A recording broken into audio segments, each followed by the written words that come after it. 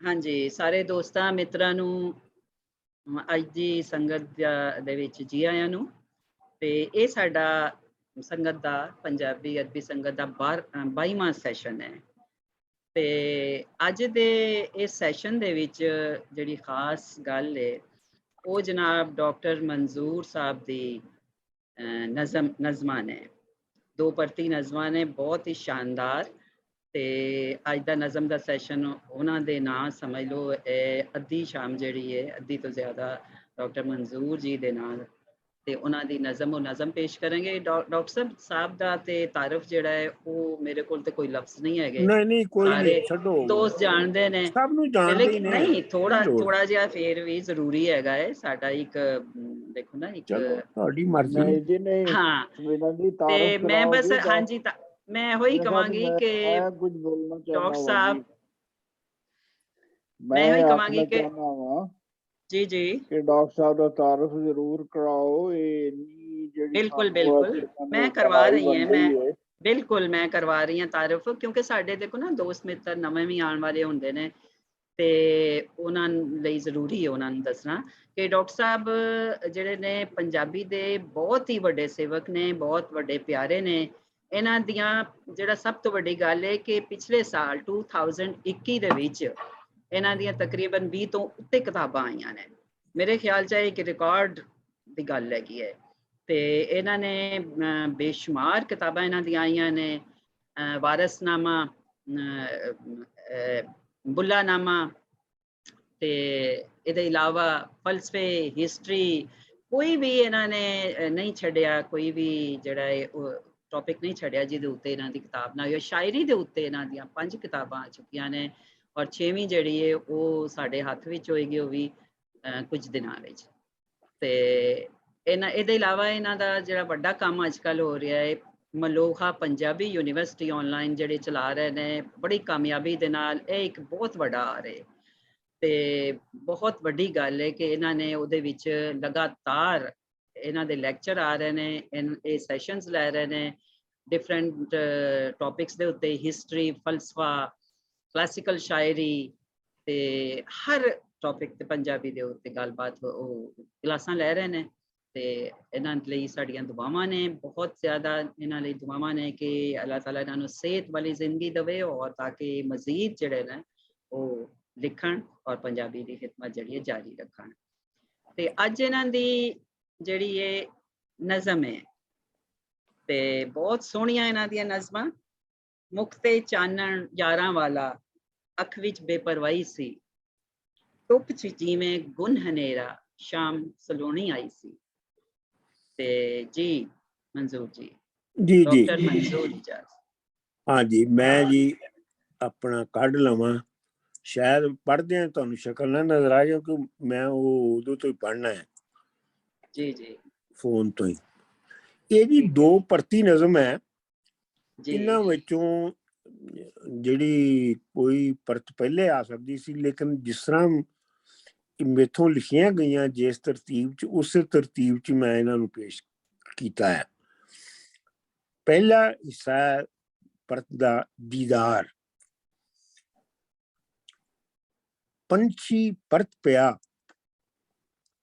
ਚੋਗਾ ਚੁਗਣ ਗਿਆ, ਪਵਣਾ ਲਹਿਰ ਦੀਆਂ ਘਾਹ ਨੂੰ ਜੱਫੀ ਪਾ, ਗਾਮਣ ਛੋ ਦਿੱਤੇ, ਸਰਕੜਿਆਂ ਸਿਰ ਚਾ, ਜੁੱਸਾ ਬਣਦੀ ਪਈ, ਭੁੱਲੀ ਇੱਕ ਕਥਾ, ਖਾਵਣ ਖਾਧਾ ਅੱਜ, ਹੱਡੀ ਰਿੰਨ ਰੰਧਾ, ਫਿਰ ਤੋਂ ਜੰਮੇ ਨੇ ਚਿੱਬੜ ਵਿੱਚ ਕਪਾਹ। ਇਹ ਹਿੱਸਾ ਦੀਦਾਰ ਸੀ।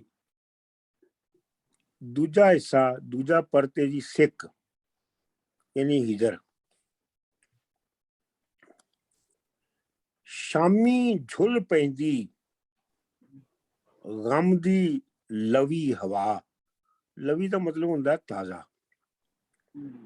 ਸ਼ਾਮੀ ਝੁੱਲ ਪੈਂਦੀ ਗਮ ਦੀ ਲਵੀ ਹਵਾ, ਕਿਸ ਦੇ ਨਾ ਜਾਣੇ ਰੱਖੇ ਖਤ ਲਿਖਾ। ਗੁੱਜੀ ਮਾਂ ਦੀ ਚੁੱਪ ਕੋਂਦੀ ਰਹੀ ਸਦਾ। ਕੋਣਾ ਹੁੰਦਾ ਕਿਸੇ ਨੂੰ ਮਾਰਨਾ, ਕਤਲ ਕਰਨਾ। ਗੁੱਜੀ ਮਾਂ ਦੀ ਚੁੱਪ ਕੋਂਦੀ ਰਹੀ ਸਦਾ, ਗਲੀ ਗਵਾਚ ਗਈ ਰਸਤਾ ਨਹੀਂ ਭੁੱਲਿਆ। ਵੇਲਾ ਹੀ ਦੱਸ ਸੀ ਸਾਥੋਂ ਕੀ ਹੋਇਆ, ਮੈਨੂੰ ਤਦ ਲੱਭਿਆ ਜਦ ਸੀ ਉਹ ਮਰਿਆ। ਚੰਦਰੇ ਪੰਛੀ ਨੇ ਇਹ ਲਫ਼ਜ਼ਾਂ ਦੇ ਭਾ। ਇਹਦੇ ਚ ਸਿਰਫ ਮੈਂ ਤੁਹਾਨੂੰ ਜਿਹੜਾ ਸਿਰਫ ਥੋੜਾ ਜਿਹਾ ਨੋਟ ਲਿਖਦਿਆਂ ਦਾ ਮੈਂ ਵੈਸੇ ਉਹ ਦੱਸਣਾ ਚਾਹੁੰਦਾ।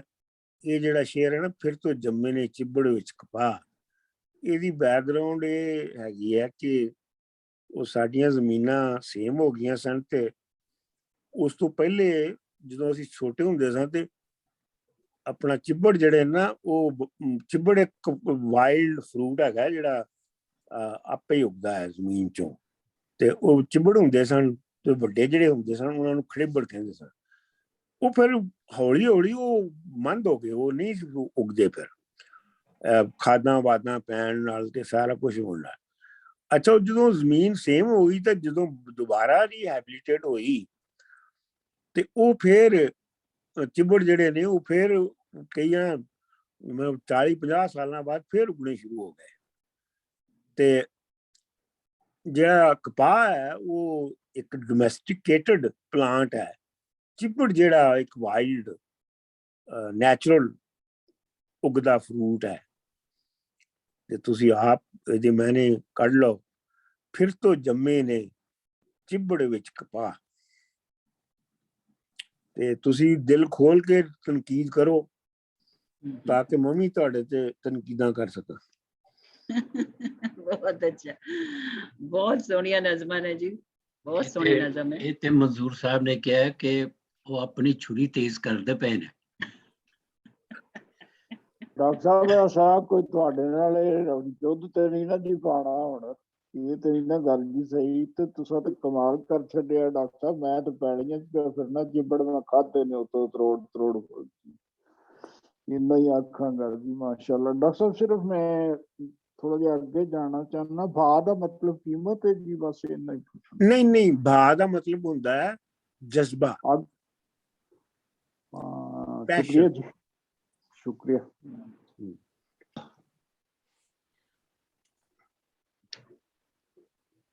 ਹਾਂਜੀ, ਦੋਸਤ ਮਿੱਤਰ ਗੱਲ ਕਰਨ ਹੁਣ ਖੁੱਲ ਕੇ।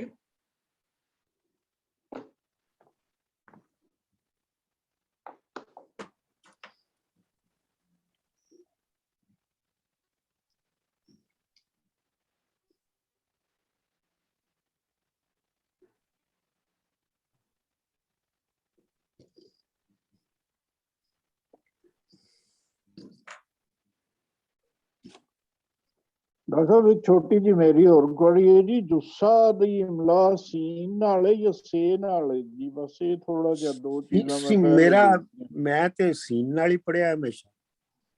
ਉਹ ਜਸਾਮਤ ਤੇ ਸਹੀ ਹੈ ਜੀ, ਸੀਨ ਨਾਲ ਲਿਖਿਆ ਜਾਂਦਾ, ਲੇਕਿਨ ਅਰਬੀ ਚ ਜੁੱਸਾ ਜਿਹੜਾ ਸਰ ਉਹ ਸੇ ਨਾਲ ਲਿਖਿਆ ਜਾਂਦਾ, ਜਿਹਦਾ ਮਤਲਬ ਜਿਸਮ ਹੈ। ਇਹ ਥੋੜਾ ਜਿਹਾ ਮੇਰੇ ਦਿਨ ਚ ਕੁਆਰੀ ਸੀ, ਮੈਂ ਕਿ ਤੁਹਾਡੇ ਵੀ ਰੱਖਾਂਗਾ। ਪਤਾ ਨਹੀਂ ਮੈਨੂੰ, ਮੈਂ ਤੇ ਜੁੱਸਾ ਸੀਨ ਨਾਲ ਹੀ ਲਿਖਿਆ ਤੇ ਪੜਿਆ ਜੀ। ਤੁਸੀਂ ਬਿਲਕੁਲ ਸੀਨ ਨਾਲ ਲਿਖਿਆ ਜੀ, ਮੈਂ ਇੱਥੋਂ ਹੀ ਥੋੜਾ ਜਿਹਾ ਮੈਂ ਸੋਚ। ਇਹ ਰੌਲਾ ਹੀ ਹੈ ਨਾ, ਸੀਨ ਸਵਾਤ ਸੇ ਦਾ। ਹਾਂਜੀ, ਅਰਬੀ ਦਾ ਤੇ ਦੂਸਰਾ ਹੈ ਲਿਪੀ ਦਾ ਰੌਲਾ। ਸਾਡੀ ਤੇ ਇੱਕ ਹੀ ਆਵਾਜ਼ ਹੈ, ਭਾਵੇਂ ਸੀਨ ਨਾਲ ਲਿਖ ਲਓ ਭਾਵੇਂ ਸਵਾਦ ਨਾਲ ਲਿਖ ਲਓ। Sir, forgive my ignorance, ਦੋ ਪਰਤੀ ਨਜ਼ਮ ਕੀ ਹੁੰਦੀ exactly? ਨਹੀਂ, ਇਹ ਕੋਈ ਖਾਸ ਟ੍ਰੈਡੀਸ਼ਨ ਨਹੀਂ ਹੈ, ਮੈਂ ਆਪੇ ਹੀ ਬਣਾਈ ਹੈ। ਅੱਛਾ ਜੀ।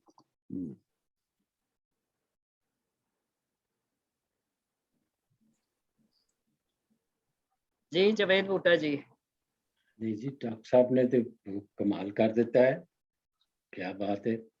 मैं तो एक्सपैक्ट ही नहीं सा करदा पिया, वाह वाकई बहुत अच्छा। और ਉਹਦੇ ਚ ਮੈਨੂੰ ਜਿਹੜੀ ਇੱਕ ਗੱਲ ਜਿਹਨੇ ਬਹੁਤ ਹੀ ਟੁੰਬਿਆ ਹੈ, ਉਹ ਹੈਗੀ ਹੈ ਕਿ ਮਰਨ ਤੋਂ ਬਾਅਦ ਜਿਹੜਾ ਬੰਦੇ ਨੂੰ ਲੱਭਦਾ, ਵਾਕਈ ਜਿਉਂਦਿਆਂ ਨੂੰ ਕੋਈ ਨਹੀਂ ਲੱਭਦਾ, ਮਰਨ ਤੋਂ ਬਾਅਦ ਫਿਰ ਉਹਨਾਂ ਦੇ ਪਿੱਛੇ ਪਿੱਛੇ ਫਿਰਦਾ ਹੈ, ਉਹਨਾਂ ਦੀਆਂ ਯਾਦਾਂ, ਭਾਵੇਂ ਉਹ ਮਾਂ ਪਿਓ ਹੋਣ, ਉਸਤਾਦ ਹੋਣ, ਕੋਈ ਸਕਾਲਰ ਹੋਵੇ, ਕੋਈ ਇਨਕਲਾਬੀ ਹੋਵੇ, ਕੋਈ ਵੀ ਹੋਵੇ, ਸ਼ਾਇਰ ਹੋਵੇ, ਉਹ ਮਰਨ ਤੋਂ ਬਾਅਦ ਹੀ ਉਹਨੂੰ ਕਹਿੰਦੇ ਨੇ ਹੁਣ ਸਾਨੂੰ ਪਤਾ ਲੱਗਾ ਹੈ, ਪਹਿਲੇ ਉਹਦੀ ਕੋਈ ਇੱਜ਼ਤ ਨਹੀਂ, ਕੋਈ ਵਕਤ ਨਹੀਂ।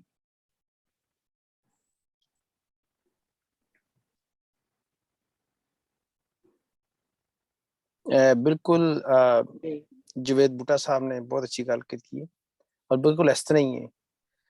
ये डॉक्टर साहब ने ਇਹਨੂੰ ਛੇੜ ਕੇ ਨਾ ਤੇ ਵਾਕਈ ਕਮਾਲ ਕਰਤਾ ਪੰਜਾਬੀ ਦੇ ਹਰਫਾਂ 'ਚ, ਆਪਣੀ ਨਜ਼ਮ ਵਿੱਚ। ਤੇ ਛੋਟਾ ਮੂੰਹ ਵੱਡੀ ਗੱਲ, ਡਾਕਟਰ ਸਾਹਿਬ ਅੱਗੇ ਤੇ ਬੋਲਣਾ ਤੇ ਇੰਜੀ ਜਿਵੇਂ ਸੂਰਜ ਨੂੰ ਚਿਰਾਗ ਦਿਖਾਣਾ, ਲੇਕਿਨ ਅਸੀਂ ਇਹਨੂੰ ਪੜਾਂਗੇ ਬਾਰ-ਬਾਰ, ਸਮਝਾਂਗੇ ਔਰ ਹੋਰ ਡਾਕਟਰ ਸਾਹਿਬ ਕੋਲ ਸਵਾਲ ਵੀ ਹੋਣ ਤੇ ਡਾਕਟਰ ਸਾਹਿਬ ਨੂੰ ਅੱਲਾ ਸਿਹਤ ਦੇਵੇ ਔਰ ਇਸ ਤਰ੍ਹਾਂ ਹੀ ਸਾਨੂੰ ਗਾਈਡ ਕਰਦੇ ਰਹਿਣ। ਇਹ ਡਾਕਟਰ ਸਾਹਿਬ ਮੈਂ ਸਮਝ ਰਿਹਾ ਸਾਂ ਜ਼ਰਾ ਹਟ ਕੇ ਮੌਜੂ ਤੋਂ ਕਿ ਦੋ ਪਰਤੀ ਨਜ਼ਮ ਜਿਹੜੀ ਜਿਵੇਂ ਸੀ ਹਰਫੀਏ, ਕਾਫੀਏ, ਸ਼ਾਇਦ ਹੈ ਕੋਈ ਜਨਰ ਹੈਗਾ ਦਾ, ਕੋਈ ਸਿਨਫ ਹੈ ਕੋਈ ਸ਼ਾਇਰੀ ਦੀ, ਲੇਕਿਨ ਤੁਸੀਂ ਕਲੀਅਰ ਕੀਤਾ ਕਿ ਇਹ ਤੁਸੀਂ ਪਹਿਲੀ ਵਾਰੀ ਯੂਜ਼ ਕੀਤੀ ਹੈ ਵਰਡ ਯੂਜ਼ ਕੀਤਾ ਦੋ ਪਰਤੀ ਦਾ? ਮੈਂ ਪਹਿਲੀ ਵਾਰੀ ਕੀਤੀ ਹੈ। ਤੇ ਦੋ ਪਰਤੀ ਦਾ ਮਤਲਬ ਕੀ ਹੈ? Two aspects in a one given ਨਜ਼ਮ? ਹਾਂ, ਦੋ ਐਕਸਪੀਰੀਅੰਸ ਨੇ, ਅੱਛਾ, ਜਿਹੜੇ ਕੰਟਰਾਸਟ ਨੇ ਇੱਕ ਦੂਜੇ ਦਾ ਬਿਲਕੁਲ ਉਲਟ ਨੇ। ਅੱਛਾ ਜੀ, ਅੱਛਾ ਮੈਂ ਸਮਝ ਰਿਹਾ ਸ਼ਾਇਦ ਜਿਵੇਂ ਸੀ ਹਰਫੀ ਹੈ ਇਸ ਤਰ੍ਹਾਂ ਦੋ ਹਰਫੀ ਨਹੀਂ ਹੋਣੀ ਜਿਵੇਂ ਸੁਲਤਾਨ ਬਾਹੂ ਦੀ ਸੀ। ਅੱਛਾ, ਪਹਿਲੇ ਬਿਲਕੁਲ ਦੋ ਪਰਤੀ ਹੈ ਕਿ ਤੇ ਉਹ ਦੀਦਾਰ ਨਜ਼ਮ ਜਿਹੜੀ ਆ ਉਹ ਲਿਖੀ ਗਈ ਜੀ, ਤੇ ਫਿਰ ਜ਼ੇਨ ਦੇ ਵਿੱਚ ਬਿਲਕੁਲ ਉਹਦੇ ਉਲਟ ਜਿਹੜਾ ਕੰਟਰਾਸਟਿੰਗ ਵੀ ਸੀ, ਬਿਲਕੁਲ ਉਹ ਫਿਰ ਉਹ ਆ ਗਿਆ।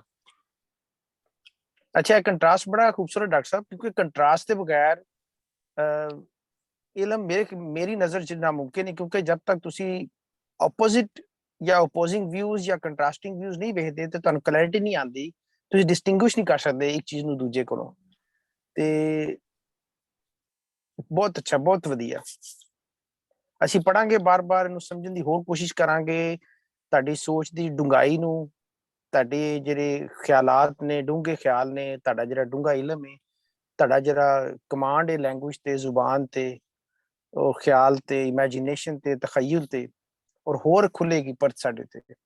ਥੈਂਕ ਯੂ ਡਾਕਟਰ ਸਾਹਿਬ। ਬਿਲਕੁਲ ਦੋ ਪਰਤੀ ਕਿ ਇਹਨਾਂ ਨੇ ਕਿਹਾ ਨਾ, ਦੋ ਪਰਤੀ ਹੈ, ਮੇਰਾ ਖਿਆਲ ਹੈ ਇਹਦੇ ਚ ਬੇਸ਼ੁਮਾਰ ਪਰਤਾਂ ਨੇ।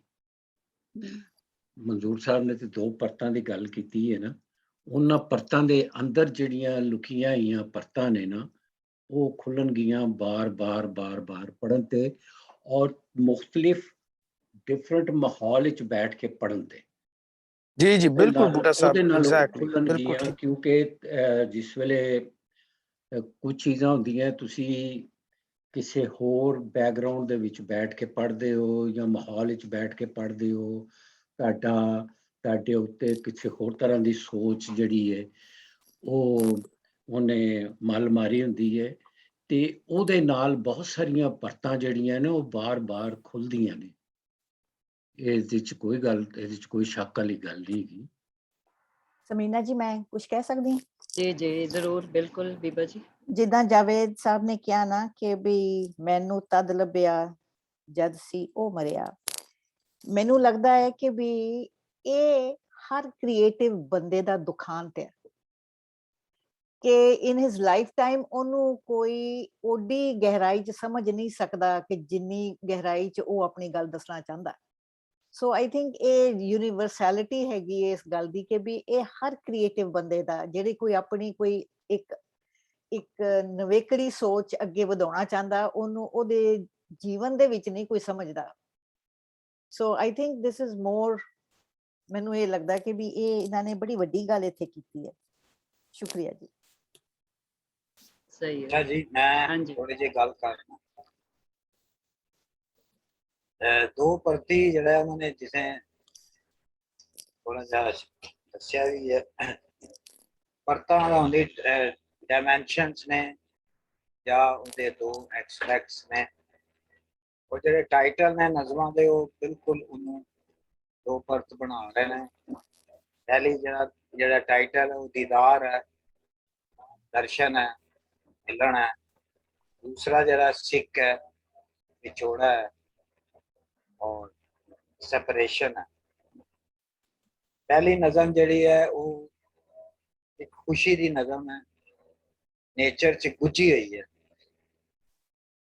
पंछी परत पिया, जोगा चुगन गया, पौना लहर दियां, गान जप्पी पा, गावन छो दिते, सरकणिया सरचा। सारिया लाइना नेचर दी ਜਿਹੜੀ ਹੈ ਕੋਈ ਨਾ ਕੋਈ ਸ਼ਕਲ ਦਿਖਾਉਂਦੀਆਂ ਨੇ। ਮੂਵਮੈਂਟ ਹੈ ਨੇਚਰ ਦੀ, ਪੌਣਾ ਲਹਿਰਦੀਆਂ ਨੇ, ਕਾਨ ਜੱਫੀ ਇੱਕ ਨੇਚਰ ਆਪਸ ਜੁੱਸਾ ਬਣਦੀ ਪਈ ਭੁੱਲੀ ਇੱਕ ਕਥਾ। ਇਹ ਇੱਕ ਇਨਸਾਨੀ ਟੱਚ ਆਇਆ ਹੈ। ਮੈਂ ਸਮਝਦਾ ਇਹ ਦੋ ਲਾਈਨਾਂ ਜਿਹੜੀਆਂ ਨੇ ਇਹੀ ਇਸ ਨੂੰ ਪੋਇਮ ਬਣਾਉਂਦੀਆਂ ਨੇ, ਨਹੀਂ ਤੇ ਉਹ ਸਿਰਫ ਨੇਚਰ ਦੀ ਪੋਇਮ ਹੀ ਰਹਿ ਜਾਣੀ ਸੀ ਜੇ ਉਤਲੀਆਂ ਹੀ ਲਾਈਨਾਂ ਹੁੰਦੀਆਂ। ਭੁੱਲੀ ਇੱਕ ਕਥਾ ਜਿਹੜੀ कथा वो कोई शक्ल बन रही है किसी याद की जड़ी भुली हुई सी। और खावन खादा अज हड्डी रिन रना, यानी कि चंगी तरह गुण के, रिनना होंदा है गुनना, गुण के जड़ा है वो असी अज खादा है। ਇਹਦੇ ਵਿੱਚ ਕਿਸਾਨੀ ਦੀ ਵੀ ਕੋਈ ਗੱਲ ਨਜ਼ਰ ਆਉਂਦੀ ਹੈ, ਫਾਰਮਰਸ ਦੀ, ਕਿ ਉਹਨਾਂ ਨੂੰ ਕੋਈ ਖੁਸ਼ੀ ਮਿਲੀ ਹੈ। और फिर तो जमे ने चिपड़ विच कपा, सारा खिलन है, ग्रो करना है, फुटन है, इस तरह का है सारा। एक मिलन है सारा, दीदार हो रहा है, दर्शन हो रहे हैं। दूसरी जड़ी है नज़म बिल्कुल ਇਹਦੇ उल्ट है, दीदार दे बिल्कुल उल्ट है। दूसरी परत है कि शामी झुल पई गम दी लवी हवा, गुज्जी मां दी चुप कूंदी रही सदा। ਇਹਦੇ ਵਿੱਚ ਸਾਰਾ ਇੱਕ ਹੋਰ ਤਰ੍ਹਾਂ ਦੀ ਨਜ਼ਮ ਹੈ ਬਿਲਕੁਲ। ਔਰ ਇਹਦੇ ਵਿੱਚ ਜਿਹੜੀ ਨੇਚਰ ਹੈ ਉਹ ਵੀ ਸੈਡ ਹੈਗੀ ਹੈ। ਜਿਹੜੀ ਪਹਿਲੀ ਨਜ਼ਮ ਹੈ ਉਹਦੇ ਚ ਨੇਚਰ ਖੁਸ਼ ਹੈ, ਗਰੋਇੰਗ ਹੈ। ਇਹਦੇ ਚ ਗਮ ਦੀ ਹਵਾ ਚੱਲ ਰਹੀ ਹੈ। ਇਹਦੇ ਵਿੱਚ गली गवाच गई रस्ता नहीं भुलिया, मैं समझदा सब तो सोहनी लाइन है। और भी इस लाइन च भी दो परतां, गली गवाच गई है, रस्ता नहीं भुलिया, भी दो परतां बहुत सोहने हैं। साथों की होया, मैनू तद लभ्या जद सी ओ मरिया।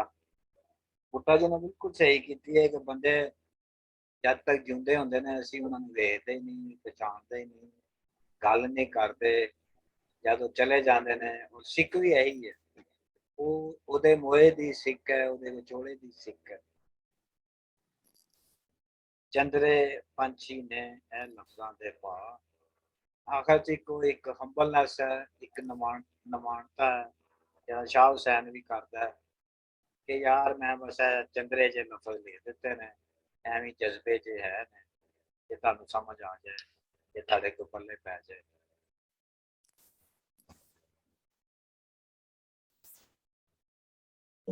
हाँ जी, मैं दो शब्द कहने से मैं जुबैर साहब की गल दे नाल थोड़ी जी गल टोर लवां, अगर इजाजत होवे समीना जी।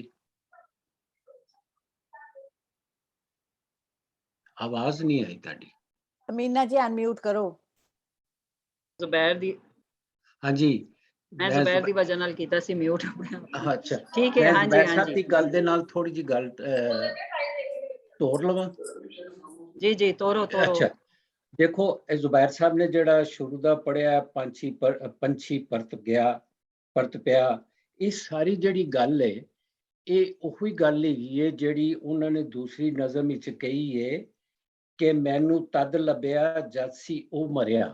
ये हुण सारियां परत पिया, हवा जुलदी पई है, ਘਾਹ ਨੂੰ ਜੱਫੀ ਪਾਉਂਦੀ ਪਈ ਏ, ਇਹ ਸਾਰਾ ਉਹ ਯਾਦ ਆ ਰਿਹਾ ਵੇ ਉਹਦੇ ਬਾਅਦੋਂ, ਉਹ ਹੈ ਨਹੀਂ, ਇਹ ਸਾਰੇ ਉਹਦੇ ਵੱਲ ਖਿੱਚ ਕੇ ਲਿਜਾਂਦਾ ਵੇ।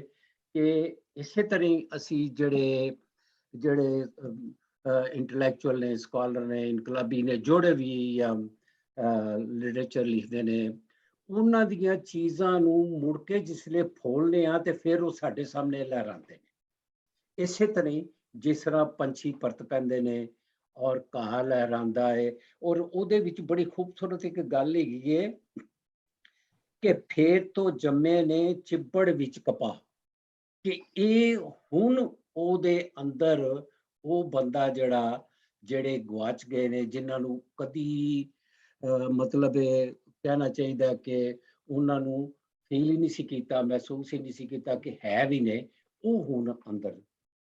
ਮੈਂ ਇੰਨੀ ਕੁ ਗੱਲ ਕਰਨੀ ਚਾਹੁੰਦਾ। ਬਿਲਕੁਲ ਸਹੀ ਕਿਹਾ ਤੁਸੀਂ ਇਹ ਜੀ ਬੰਦੇ ਵਰਿੰਦਰ ਵੀ ਜੀ।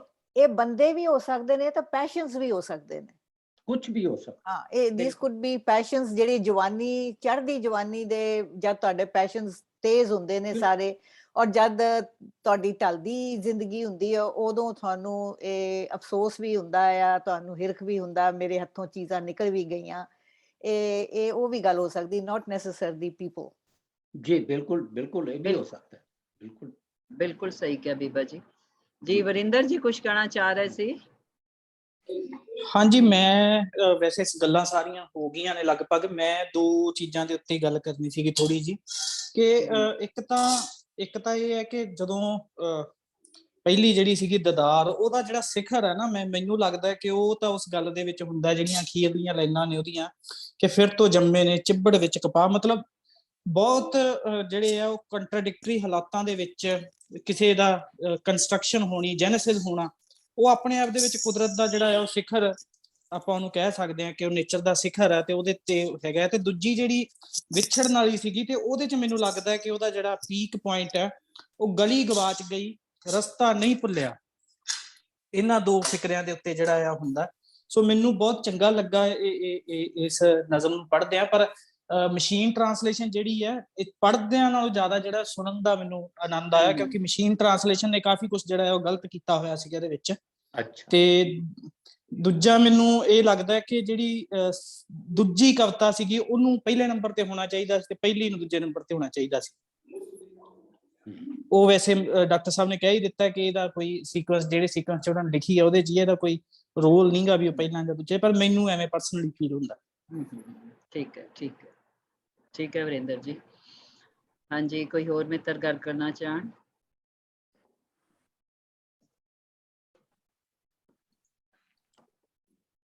ਮੁਨੀਬ ਜੀ ਆਇਆਂ ਨੂੰ। ਸਈਦ ਅੰਜੁਮ ਖੋਖਰ ਜੀ ਆਇਆਂ ਨੂੰ। ਹਾਂਜੀ ਜੀ ਆਇਆਂ ਨੂੰ। ਜੀ ਬੜੀ ਮਿਹਰਬਾਨੀ। ਮੈਂ ਜ਼ਰਾ ਲੇਟ ਜੁਆਇਨ ਕੀਤਾ, ਮੈਂ ਸੁਣ ਨਹੀਂ ਸਕਿਆ। ਅੱਛਾ, ਤੇ ਮੈਂ ਹੁਣ ਗੁਫ਼ਤਗੂ ਹੀ ਸੁਣ ਰਿਹਾ। ਮਿਹਰਬਾਨੀ। ਵੈਸੇ ਸਈਦ ਅੰਜੁਮ ਜੀ, ਇਹਦੇ ਨਜ਼ਮਾਂ ਦਿੱਤੀਆਂ ਹੋਈਆਂ ਸੀ? ਜੀ ਉਹ ਮੈਂ ਦੇਖਿਆ ਗੁਰਮੁਖੀ ਸਕ੍ਰਿਪਟ ਚ ਵੀ ਆਇਆ ਸੀ। ਬਸ ਮੈਂ ਥੋੜਾ ਮਸਰੂਫ ਰਿਹਾ, ਕੁਝ ਸ਼ਾਦੀਆਂ ਦੇ ਸੀਜ਼ਨ ਚੱਲ ਰਹੇ ਨੇ, ਤੇ ਮੈਂ ਬਸ ਦੇਖ ਨਹੀਂ ਸਕਿਆ ਉਹਨੂੰ। ਠੀਕ ਹੈ, ਠੀਕ ਹੈ। ਨੂਰ ਸਾਹਿਬ ਨੇ ਕੋਈ ਗੱਲ, ਨੂਰ ਸਾਹਿਬ ਕੋਈ ਗੱਲ ਕਰੋ, ਤੁਸੀਂ ਤੇ ਬਹੁਤ ਖੂਬਸੂਰਤ ਗੱਲਾਂ ਕਰਦੇ ਹੋ। ਜੋ ਸਭ ਓਨੈਸਟਲੀ ਮੈਂ ਤੇ ਪੜ੍ਹ ਕੇ ਨਾ, ਤੇ ਮੈਂ ਡਾਕਟਰ ਸਾਹਿਬ ਨੂੰ ਪੜ੍ਹਨ ਤੋਂ ਪਹਿਲੇ ਆਖਣਾ ਚਾਹੁੰਦਾ ਸਾਂ ਕਿ ਤੁਸੀਂ ਸਾਨੂੰ ਉਹ ਜਦੀਦ ਪੋਇਟਰੀ ਜਿਹੜੀ ਪੜ੍ਹਾਉਂਦੇ ਹੋ ਲੋਕ ਵਿਰਸੇ 'ਚ, ਤੁਸੀਂ ਉਹਦੀ ਇੱਕ ਬੜੀ ਖੂਬਸੂਰਤ ਦੀ ਸ਼ਕਲ ਲਿਖ ਦਿੱਤੀ ਹੈ, ਤੇ ਸਾਨੂੰ ਇਹ ਵੀ ਪੜ੍ਹਾ ਦਿਓ। ਮੈਂ ਤੇ ਇੱਥੇ ਅਪੜਿਆ ਸਾਂ ਜੇ ਓਨੈਸਟਲੀ। ਬਾਕੀ ਇਹ ਹਯਾਤੀ ਦੀ ਖੇਡ ਡਾਕਟਰ ਸਾਹਿਬ ਨੇ ਐਡੀ ਖੂਬਸੂਰਤ ਲਿਖੀ ਹੈ। ਦੀਦਾਰ ਦਾ ਲਫ਼ਜ਼ ਜ਼ੁਬੈਰ ਸਾਹਿਬ ਨੇ ਦਰਸ਼ਨ ਵਰਤਿਆ, ਖੂਬਸੂਰਤ ਅੱਖਰ ਉਹਨਾਂ ਦੇ। ਜ਼ਿੰਦਗੀ ਕੀ ਹੈ ਤੇ ਫਿਰ ਸਿੱਖ ਉਹਦੇ ਚ ਕਦੋਂ ਖਲੋਂਦੀ ਹੈ, ਤੇ ਉਹਦਾ ਰਿਲੇਸ਼ਨ ਕੀ ਹੈ, ਜਾਂ ਉਹਦਾ ਆਪਸ ਵਿੱਚ ਜਿਹੜਾ ਨਾਤਾ ਵੇ, ਜਾਂ ਜਿਹੜਾ ਜੋੜ ਵੇ, ਜਾਂ ਜਿਹੜਾ ਉਹਦੀ ਫਰੋਲ ਵੇ, ਇਸ ਤੋਂ ਖੂਬਸੂਰਤ ਘੱਟ ਹੀ ਕੋਈ ਲਿਖ ਸਕਦਾ। ਡਾਕਟਰ ਸਾਹਿਬ ਲਿਖ ਸਕਦੇ ਨੇ, ਇੰਨਾ ਹੀ ਆਖਾਂਗਾ ਜੀ। ਐਵੇਂ ਹੁਣ ਡਾਕਟਰ ਸਾਹਿਬ ਦੇ ਅੱਖਰਾਂ ਨੂੰ ਔਖਾ ਜਿਹਾ ਕੰਮ ਹੈ ਨਵੇਂ ਮਾਨੇ ਦੇਣਾ। ਮਿਹਰਬਾਨੀ ਤੁਹਾਡੀ। बहुत मेहरबानी नूर हुसैन जी। हाँ जी, कोई और दोस्त गल करना चाहन?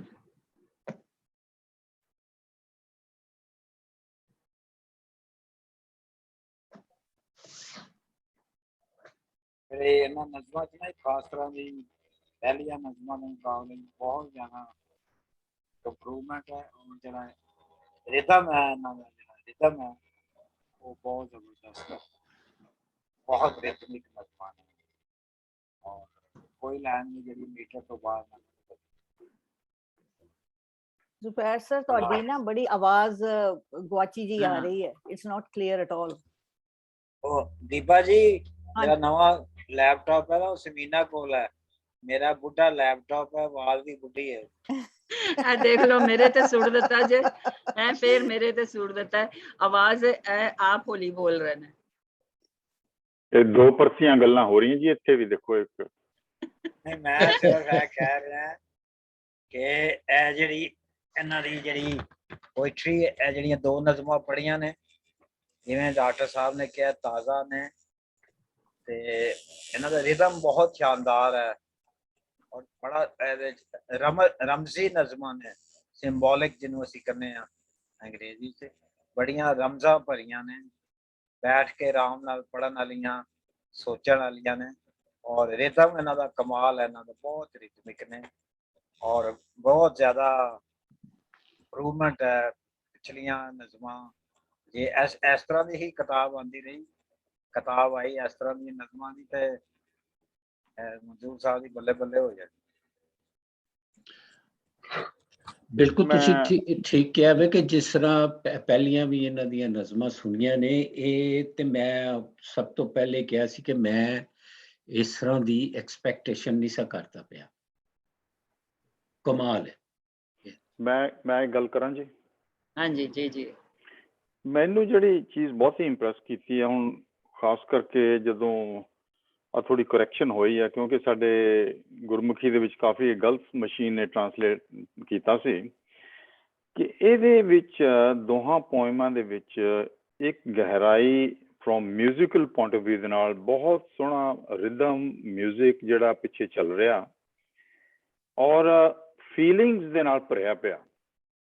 ਦੋ ਫੀਲਿੰਗਸ ਅਲੱਗ-ਅਲੱਗ ਇਹਨਾਂ ਦੇ ਵਿੱਚ ਨੇ ਔਰ ਇਹਨਾਂ ਨੂੰ ਜੇ ਤੁਸੀਂ, ਕਿਉਂਕਿ ਬੈਲੈਂਸ ਬੜਾ ਵਧੀਆ, ਇਹ ਸਾਰੀ ਪੋਇਮਾਂ, ਦੋਹਾਂ ਪੋਇਮਾਂ ਦਾ ਬੈਲੈਂਸ ਬਹੁਤ ਵਧੀਆ, ਫੀਲਿੰਗਸ ਇੰਨੀਆਂ ਕਲੀਅਰ ਕੱਟ ਔਰ ਕੰਟਰਾਸਟਿੰਗ ਇਹਨਾਂ ਦੇ ਵਿੱਚ ਹੈਗੀਆਂ ਕਿ ਹੁਣ ਤੇ ਸਾਨੂੰ ਹੋਰ ਵੀ ਜ਼ਿਆਦਾ ਪਤਾ ਲੱਗਾ, ਜਿਉਂ ਜਿਉਂ ਡਿਸਕਸ਼ਨ ਹੋ ਰਹੀ ਆ ਹੋਰ ਵੀ ਸਾਹਮਣੇ ਆ ਰਹੀਆਂ ਫੀਲਿੰਗਸ ਨੇ।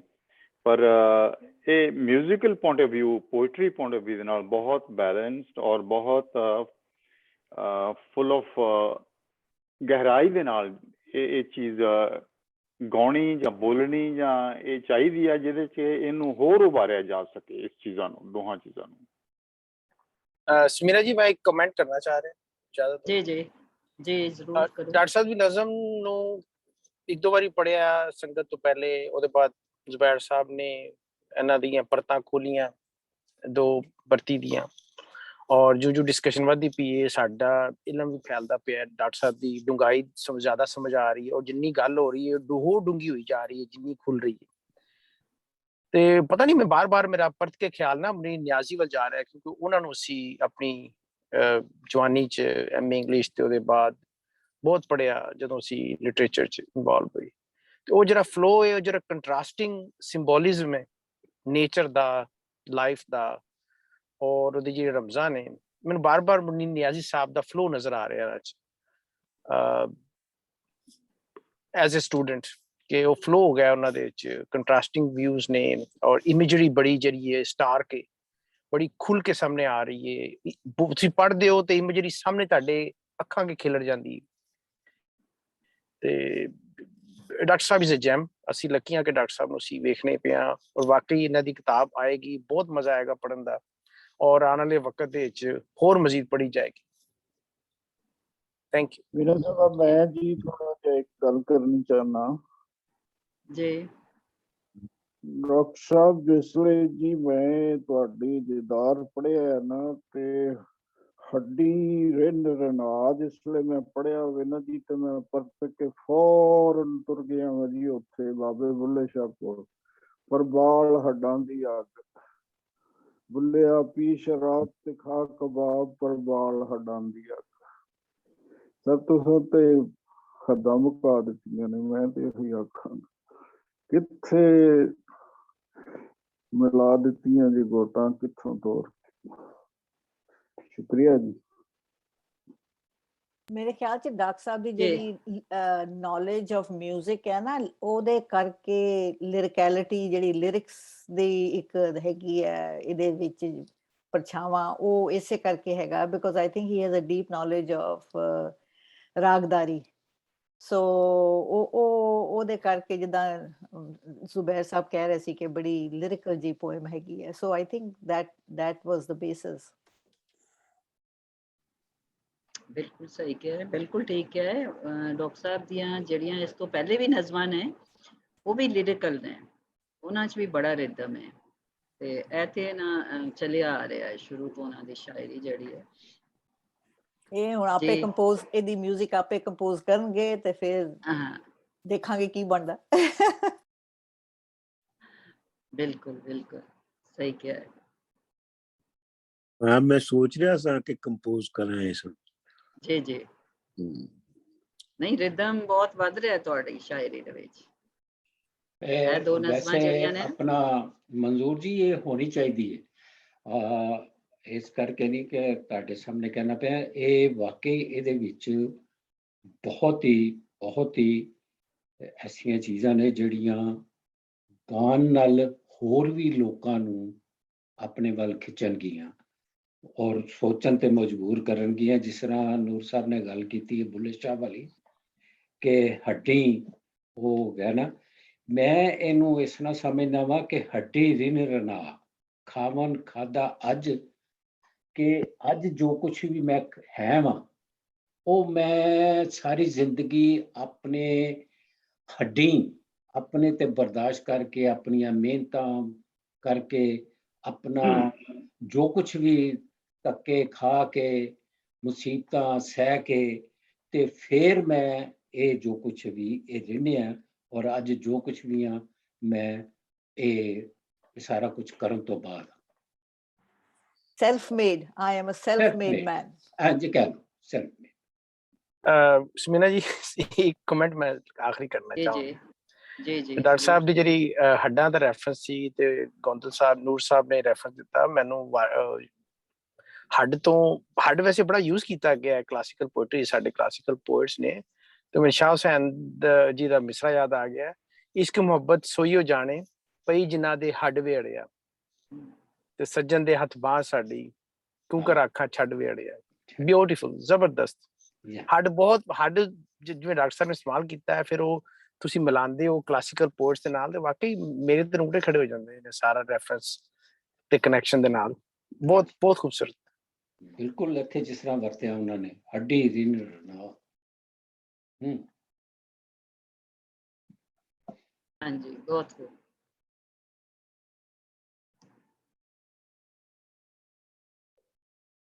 ਜੀ। ਹਾਂਜੀ, ਕੋਈ ਹੋਰ ਦੋਸਤ ਗੱਲ ਕਰਨ?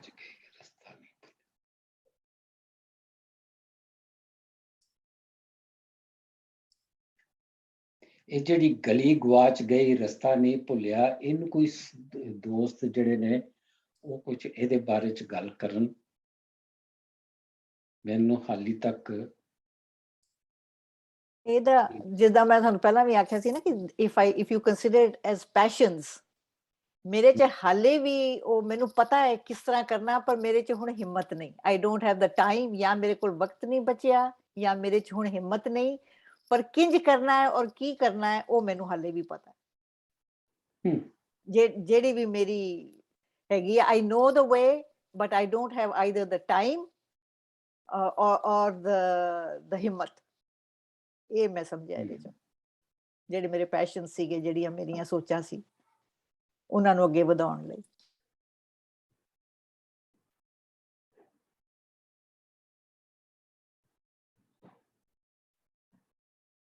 ਮਜ਼ਮੂਨ ਜੀ ਮਜ਼ਮੂਨ ਨਾਲ ਆਓ ਜੀ ਹੁਣ ਮੈਨੂੰ ਹਾਂਜੀ ਮਜ਼ਮੂਨ ਨਾਲ ਆਓ ਹਾਲੇ ਵੀ ਮਜ਼ਮੂਨ ਨਾਲ। ਉਹਦੀ ਤਸੱਲੀ ਨਹੀਂ ਹੋਈ। ਬਹਰਹਾਲ ਬੀਬਾ ਜੀ ਤੁਸੀਂ ਅੱਛੀ ਐਕਸਪਲੇਨੇਸ਼ਨ ਕੀਤੀ ਹੈ, ਪਰ ਮੇਰੀ ਤਸੱਲੀ ਨਹੀਂ ਹੋਈ। ਹੋ ਸਕਦਾ ਬਾਅਦ ਵਿੱਚ ਫਿਰ ਡਾਕਟਰ ਸਾਹਿਬ ਨਾਲ ਗੱਲ ਕਰਾਂ। ਮੈਨੂੰ ਹੋਰ ਕੋਈ ਸਾਹਿਬ, ਕੋਈ ਦੋਸਤ, ਅਹਿਬਾਬ, ਕੋਈ ਮਿੱਤਰ ਮੇਰਾ ਖਿਆਲ ਇਹ ਕਹਿ ਹੋਰ ਤਾਂ- ਸਕਦੇ ਹਾਂ ਕਿ ਜਿਹੜੀ ਆਈਡੀਓਲੋਜੀ ਸੀ, ਜੋ ਪ੍ਰੋਬਲਮ ਸੀ, ਉਹ ਤੇ ਹਾਲੇ ਵੀ ਹੈ, ਪਰ ਉਹਨੂੰ ਅਚੀਵ ਕਰਨ ਦੇ ਜਿਹੜੇ ਤਰੀਕੇ ਤੌਰ ਜਾਂ ਛੋਟੀਆਂ ਗਲੀਆਂ ਸੀ ਉਹ ਭੁੱਲ ਗਏ ਆ, ਉਹ ਉੱਥੇ ਕਾਮਯਾਬ ਨਹੀਂ ਹੋਏ। ਪਰ ਜਿਹੜੀ ਫਿਲਾਸਫੀ ਜਾਂ ਆਈਡੀਓਲੋਜੀ ਸੀ ਕਿਸੇ ਵੀ ਚੀਜ਼ ਨੂੰ ਅਚੀਵ ਕਰਨ ਦੀ, ਉਹ ਤੇ ਹਾਲੇ ਵੀ ਹੈ, ਪ੍ਰੋਬਲਮ ਤੇ ਹਾਲੇ ਵੀ ਹੈ, ਪਰ ਉਹ ਤੌਰ ਤਰੀਕੇ ਜਿਹੜੇ ਭੁੱਲ ਗਏ। ਬਹੁਤ ਖੂਬਸੂਰਤ ਨਜ਼ਮ ਜੀ ਮਨਜ਼ੂਰ ਜੀ ਦੀ, ਤੇ ਅਸੀਂ ਸਾਰਿਆਂ ਨੇ ਬਹੁਤ ਜਿਹੜਾ ਨਾ ਖੁੱਲ ਕੇ ਗੱਲ ਕੀਤੀ ਉਹਦੇ ਤੇ ਅਸੀਂ ਹੁਣ ਉਮੀਦ ਕਰਾਂਗੇ ਕਿ ਅੱਗੇ ਜਿਹੜੀ ਸਾਡੇ ਹੱਥ ਦੇਖੋ ਕਿਦੋਂ ਕਿਤਾਬ ਹੈ ਆਂਦੀ ਹੈ, ਜਿਹਦੇ ਵਿੱਚ ਐਡੀਆਂ ਖੂਬਸੂਰਤ ਜਿਹੜੀਆਂ ਨੇ ਇਹਨਾਂ ਦੀਆਂ ਨਜ਼ਮਾਂ ਹੋਣਗੀਆਂ ਡਾਕਟਰ ਸਾਹਿਬ ਦੀਆਂ। ਤੇ ਇਹਦੇ 'ਚ ਕੋਈ ਸ਼ੱਕ ਨਹੀਂ ਹੈਗਾ ਕਿ ਇਹ ਜਿਹੜੀ ਨਜ਼ਮ ਹੈ ਇਹ ਬੜੀ ਬਾਕਮਾਲ ਇਹਨਾਂ ਦੀ ਕਾਵਿਸ਼ ਹੈਗੀ ਹੈ। ਬਹੁਤ ਅੱਛਾ। ਹੁਣ ਅਸੀਂ ਮੇਰੇ ਖਿਆਲ 'ਚ ਅੱਗੇ ਵਧਨੇ में ਕਿਉਂ ਡਾਕਟਰ ਸਾਹਿਬ, ਚਲੀਏ ਅੱਗੇ। ਜੀ ਬਿਲकुल ਤੁਸੀਂ ਸ਼ਮੀਨਾ ਜੀ ਤੁਸੀਂ ਹੈਗੇ ਹੋ ਇਸ ਵੇਲੇ। हाँ जी बिल्कुल मैं ते नहीं वो नज़म ਜਿਹੜੀ ਹੈ ਨਾ, ਨਜ਼ਮ ਇੰਨੀ ਜ਼ਿਆਦਾ ਉਹ ਮਜ਼ਾ ਲੈ ਰਹੇ ਸੀ ਸਾਰੇ ਔਰ ਗੱਲਬਾਤ ਹੋ ਰਹੀ ਸੀ, ਸੰਗਤ ਕੋਲੋਂ ਮੈਂ ਵੀ ਪੁੱਛੋ। ਵਿੱਚ, ਹਾਂਜੀ ਮੈਂ ਵੀ ਵਿੱਚ ਡੁੱਬ ਗਈ ਉਹਦੇ। ਤੇ ਹੁਣ ਅਸੀਂ ਸਾਡਾ ਅਗਲਾ ਜਿਹੜਾ ਇਹ ਵੀ ਆਰਟੀਕਲ ਹੈ, ਮਜ਼ਮੂਨ ਹੈ ਸਾਡਾ ਇਸ ਸੈਸ਼ਨ ਦਾ ਦੂਸਰਾ ਪਾਰਟ ਜਿਹੜਾ ਹੈ। ਤੇ ਅੱਜ ਦੇ ਆਰਟੀਕਲ ਜਿਹੜੇ ਪੇਸ਼ ਕਰਨਗੇ ਉਹ ਗੁਰਪ੍ਰੀਤ ਬੋਰਾਵਾਲ ਜਿਹੜੇ ਨੇ ਇਹ ਸੀਨੀਅਰ ਰਿਸਰਚ ਸਕਾਲਰ ਨੇ ਪੰਜਾਬੀ ਡਿਪਾਰਟਮੈਂਟ ਦਿੱਲੀ ਯੂਨੀਵਰਸਿਟੀ ਦੇ। ਉੱਥੋਂ ਇਹ PhD ਵੀ ਕਰ ਰਹੇ ਨੇ ਔਰ ਇਹ ਅਨਾਉਂਸਰ ਵੀ ਨੇ ਆਕਾਸ਼ਵਾਣੀ ਦਿੱਲੀ ਰੇਡੀਓ ਦੇ। ਇਹਦੇ ਇਲਾਵਾ ਇਹਨਾਂ ਦੇ ਰਿਸਰਚ ਪੇਪਰਸ ਜਿਹੜੇ ਨੇ ਉਹ ਕਾਫੀ ਅਖਬਾਰਾਂ ਵਿੱਚ ਛਪ ਰਹੇ ਨੇ ਔਰ ਆਰਟੀਕਲ ਵੀ ਲਿਖਦੇ ਨੇ। ਤੇ ਅੱਜ ਅਸੀਂ ਇਹਨਾਂ ਨੂੰ, ਇਹਦੇ ਇਲਾਵਾ ਇਹਨਾਂ ਦੀ ਮੈਂ ਦੱਸ ਦੇਵਾਂ ਕਿ ਕਵੀ ਵੀ ਨੇ, ਯਾਨੀ ਸ਼ਾਇਰ ਵੀ ਨੇ ਪੰਜਾਬੀ ਦੇ, ਔਰ ਇਹਨਾਂ ਦੀ ਕਿਤਾਬ ਆ ਚੁੱਕੀ ਹੈ। ਕਿਤਾਬ ਜਿਹੜੀ ਹੈ ਉਹ ਹੈ ਮਤੇਸ਼ਵਰੀ। ਤੇ ਉਹ ਹੁਣ ਗੁਰਪ੍ਰੀਤ ਜੀ ਤੁਸੀਂ ਆਪਣੇ ਆਰਟੀਕਲ ਜਿਹੜਾ ਹੈ ਉਹ ਹੁਣ ਪੇਸ਼ ਕਰੋ। ਬਹੁਤ ਸ਼ੁਕਰੀਆ ਤੁਹਾਡਾ। ਜੀ ਨਮਸਕਾਰ ਸਾਰਿਆਂ ਨੂੰ, ਜੀ ਆਇਆਂ ਨੂੰ। ਔਰ ਸਭ ਤੋਂ ਪਹਿਲਾਂ ਮੈਂ ਜਿਹੜਾ ਸਤਿਕਾਰਯੋਗ ਸਮੀਨਾ ਆਸਮਾ ਜੀ ਔਰ ਜ਼ੁਬੈਰ ਜੀ ਦਾ ਧੰਨਵਾਦ ਕਰਦਾ ਕਿ ਜੋ ਮੈਨੂੰ ਇੱਥੇ ਬੋਲਣ ਦਾ ਮੌਕਾ ਦੇ ਰਹੇ ਨੇ। ਮੈਂ ਆਪਣੇ ਆਪ ਨੂੰ ਖੁਸ਼ਕਿਸਮਤ ਔਰ ਬੜਭਾਗੜਾ ਸਮਝਦਾ ਕਿ ਮੈਂ ਅੱਜ ਆਦਵੀ ਸੰਗਤ ਦੇ ਜਿਹੜੇ ਨਾਲ ਜਿੰਨੇ ਵੀ ਜੁੜੇ ਹੋਏ ਨੇ ਸੱਜਣ ਮਿੱਤਰ ਦੋਸਤ, ਉਹਨਾਂ ਵਿੱਚ ਆਪਣਾ ਪਰਚਾ ਪੜ੍ਹਨ ਜਾ ਰਿਹਾ। ਮੇਰੇ ਪਰਚੇ ਦਾ ਜਿਹੜਾ ਵਿਸ਼ਾ ਹੈ ਉਹ ਮਾਤ ਭਾਸ਼ਾ ਦਾ ਮਹੱਤਵ ਅਤੇ ਉਹਦੀ ਸਾਰਥਿਕਤਾ। ਭਾਸ਼ਾ ਸੰਚਾਰ ਦਾ ਅਹਿਮ ਅੰਗ ਹੁੰਦੀ ਹੈ ਕਿ ਮਨੁੱਖ ਆਪਣੀਆਂ ਭਾਵਨਾਵਾਂ ਨੂੰ ਦੂਸਰਿਆਂ ਤੱਕ ਪਹੁੰਚਾਉਣ ਲਈ ਭਾਸ਼ਾ ਨੂੰ ਇੱਕ ਟੂਲ ਵਜੋਂ, ਇੱਕ ਸਾਧਨ ਵਜੋਂ ਵਰਤਦਾ।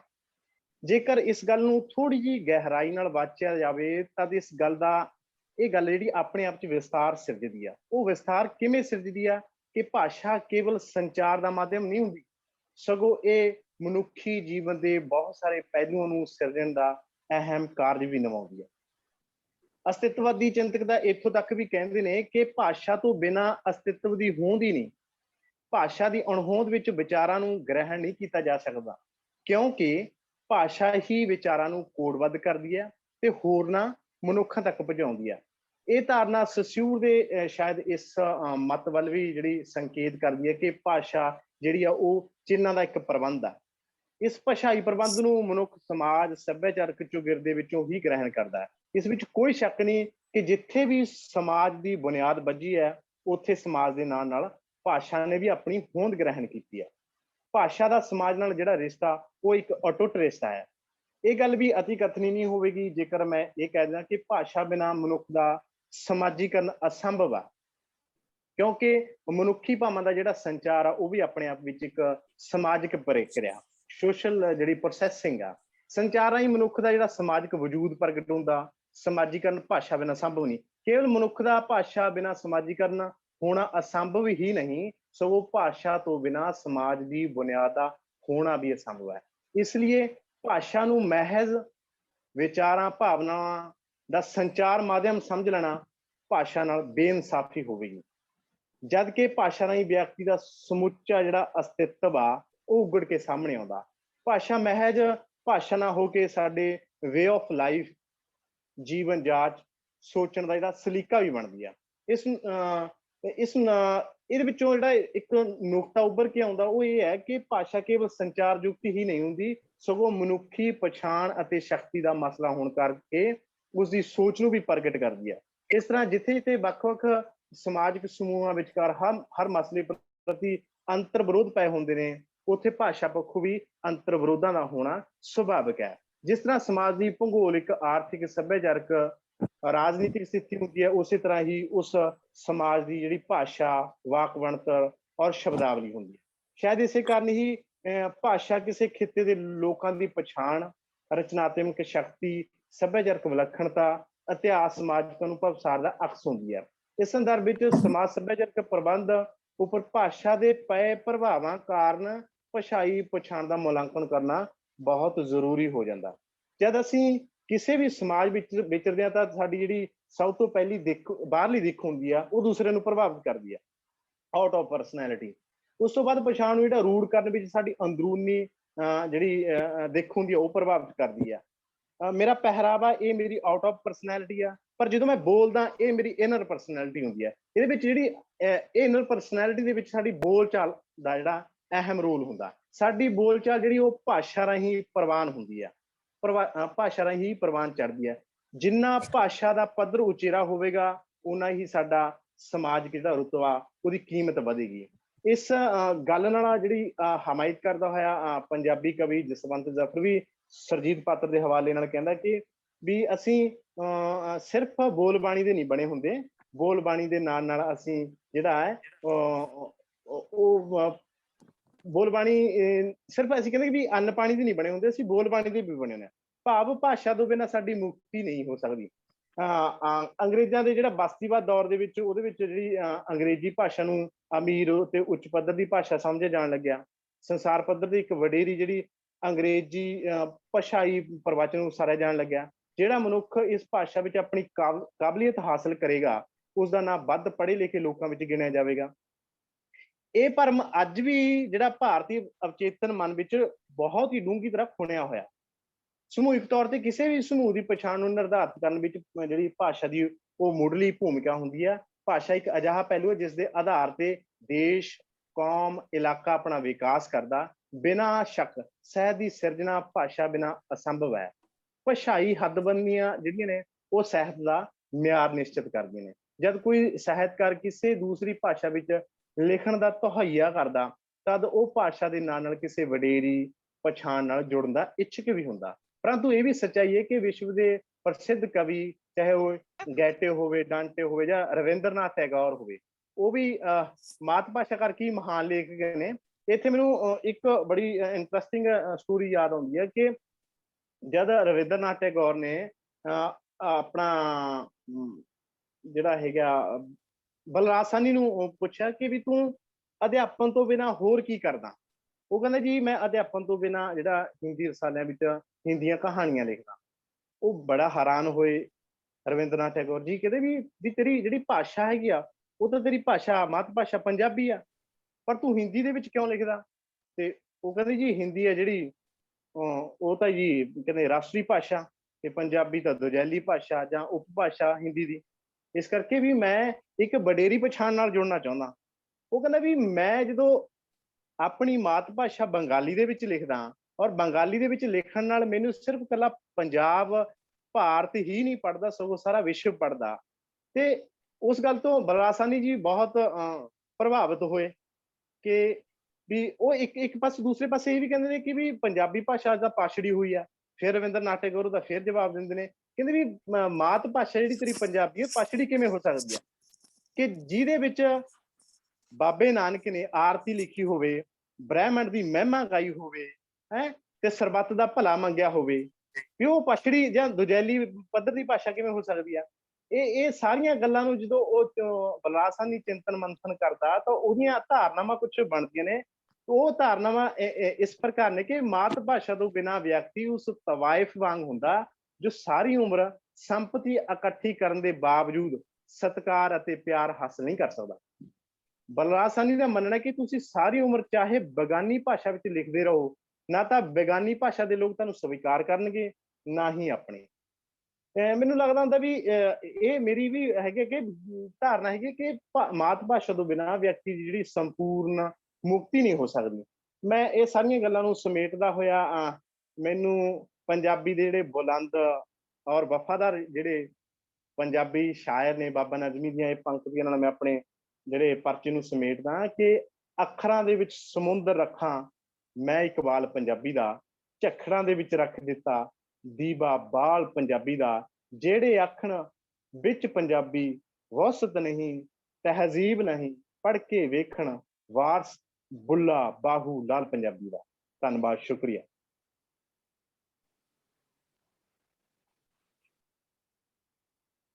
ਜੀ ਬਹੁਤ ਸ਼ੁਕਰੀਆ ਗੁਰਪ੍ਰੀਤ ਜੀ। ਹਾਂਜੀ, ਹੁਣ ਕੋਈ ਦੋਸਤ ਸਾਡੇ ਗੱਲ ਕਰਨ।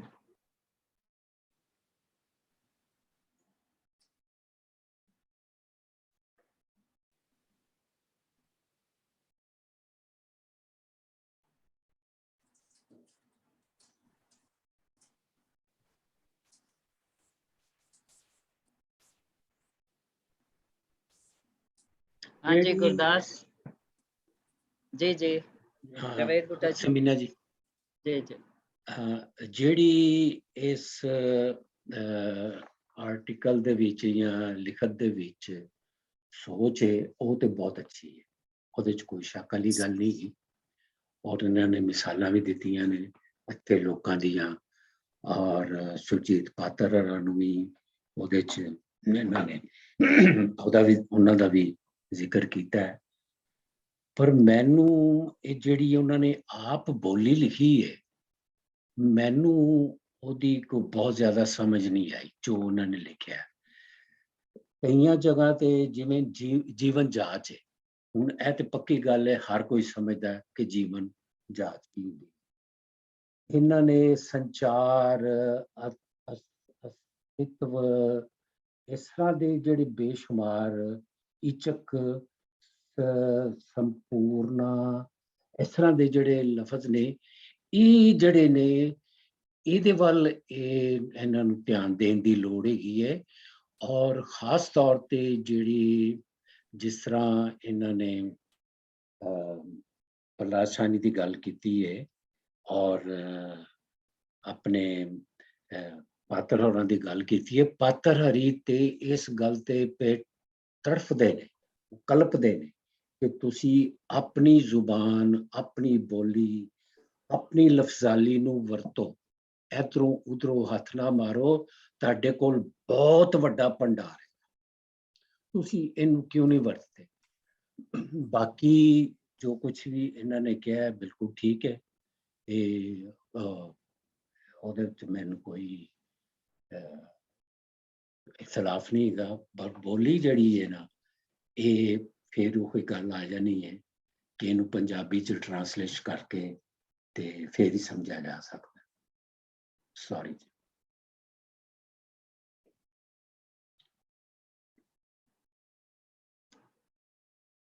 ਜੀ। ਹਾਂਜੀ ਜੀ, ਮੈਂ ਇਹ ਅਰਜ਼ ਕਰਨਾ ਚਾਹਾਂਗਾ ਬੂਟਾ ਸਾਹਿਬ ਜੋ ਵੀ ਬਿਆਨ ਦੇ ਨੇ ਨਾ ਕਿ ਉਹ ਅੱਖਰ ਜਿਹੜੇ ਜਿਨ੍ਹਾਂ ਦੇ ਅਸੀਂ ਵਾਰਿਸ ਬਣਨੇ ਆ ਮਾਂ ਬੋਲੀ ਦੀ ਵਜ੍ਹਾ ਤੋਂ, ਉਹਨਾਂ ਦਾ ਵਰਤਨ ਜਿਹੜਾ ਹੋਵੇ ਜਾਂ ਉਹਨਾਂ ਦਾ ਸਮਝਣ ਉਹ ਸਾਡੇ ਲਈ ਆਸਾਨ ਹੁੰਦਾ ਹੈ, ਇਹਦੇ 'ਚ ਕੋਈ ਸ਼ੱਕ ਨਹੀਂ। ਲੇਕਿਨ ਇਹ ਨਹੀਂ ਕਿ ਠੀਕ ਵਾਕਿਆ ਮੈਨੂੰ ਵੀ ਨਹੀਂ ਸਮਝ ਆਇਆ ਤੇ ਨਾ ਮੈਨੂੰ ਉਹਨਾਂ ਦੇ ਮਾਂ ਦਾ ਪਤਾ ਹੋਨੈਸਟਲੀ। ਲੇਕਿਨ ਮੈਂ ਇਹ ਸਮਝਣਾ ਵਾ ਕਿ ਇਹ ਬੋਲੀ ਨੂੰ ਇੰਝ ਡੱਕ ਦੇਣਾ ਕਿਸੇ ਵੀ ਜ਼ੁਬਾਨ ਨੂੰ ਜਿਹੜਾ ਨਾ ਕਿ ਉਹਦੇ ਅੱਗੇ ਡੱਕਾ ਲਾ ਦਿਓ ਕਿ ਬਈ ਤੂੰ ਕਿੱਧਰੋਂ ਹੋਰ ਲਫ਼ਜ਼ ਨਹੀਂ ਲੈ ਸਕਦਾ। ਤੇ ਜੀ ਇਹ ਡੱਕਾ ਬਾਬਾ ਫਰੀਦ ਨੇ ਲਾਇਆ ਹੁੰਦਾ ਆਪਣੇ ਤੇ ਫਿਰ ਤੁਸੀਂ ਉਹ ਉਹਨਾਂ ਦਾ ਜਿਹੜਾ ਵੀ ਮਤਲਬ ਹੈ ਕਿ ਉਹ ਪੜੋ ਸ਼ਾਇਰੀ ਜਿਨ੍ਹਾਂ ਨੂੰ ਬਾਬਾ ਆਦਮ ਦਿੰਦੇ ਆ ਤੇ ਗੱਲ ਤੇ ਨਾ ਬਣਦੀ। ਇਸ ਵਾਸਤੇ ਇਹ ਕੋਈ ਏਡੀ ਤਗੜੀ ਦਲੀਲ ਮੰਨ ਕੇ ਨਾ ਖਲੋ ਜਾਈਏ ਕਿ ਭਾਈ ਠੀਕ ਹੈ ਭੰਡਾਰ ਹੁਣ ਚੋਖਾ ਹੈ ਸਾਡੇ ਕੋਲ ਪੰਜਾਬੀ ਵਿੱਚ ਲਫ਼ਜ਼ਾਂ ਦਾ ਜਾਂ ਅੱਖਰਾਂ ਦਾ, ਲੇਕਿਨ ਇਹ ਵੇ ਕਿ ਮੈਂ ਗਲਾਸ ਦਾ ਇੱਕ ਲਫ਼ਜ਼ ਸਾਡੇ ਸਾਰੇ ਘਰਾਂ 'ਚ ਗਲਾਸ ਜਿਹੜਾ ਵੀ ਵਰਤਿਆ ਜਾਂਦਾ ਹੈ ਤੇ ਗਲਾਸ ਸ਼ੀਸ਼ੇ ਨੂੰ ਵੀ ਆਉਂਦੇ ਨੇ ਤੇ ਉਹਨੂੰ ਗਲਾਸ ਲਈ ਪੰਜਾਬੀ ਲੱਭਣ ਤੁਰਾਂਗੇ ਤੇ ਕੁਝ ਔਖਤ ਪੈ ਜਾਣੀ, ਟਰੈਕਟਰ ਲਈ ਲੱਭਣ ਤੁਰਾਂਗੇ ਤੇ ਕੁਝ ਔਖਤ ਪੈ ਜਾਣੀ, ਥ੍ਰੈਸ਼ਰ ਲਈ ਲੱਭਣ ਤੁਰਾਂਗੇ ਤੇ ਕੁਝ ਔਖਤ ਪੈ ਜਾਣੀ।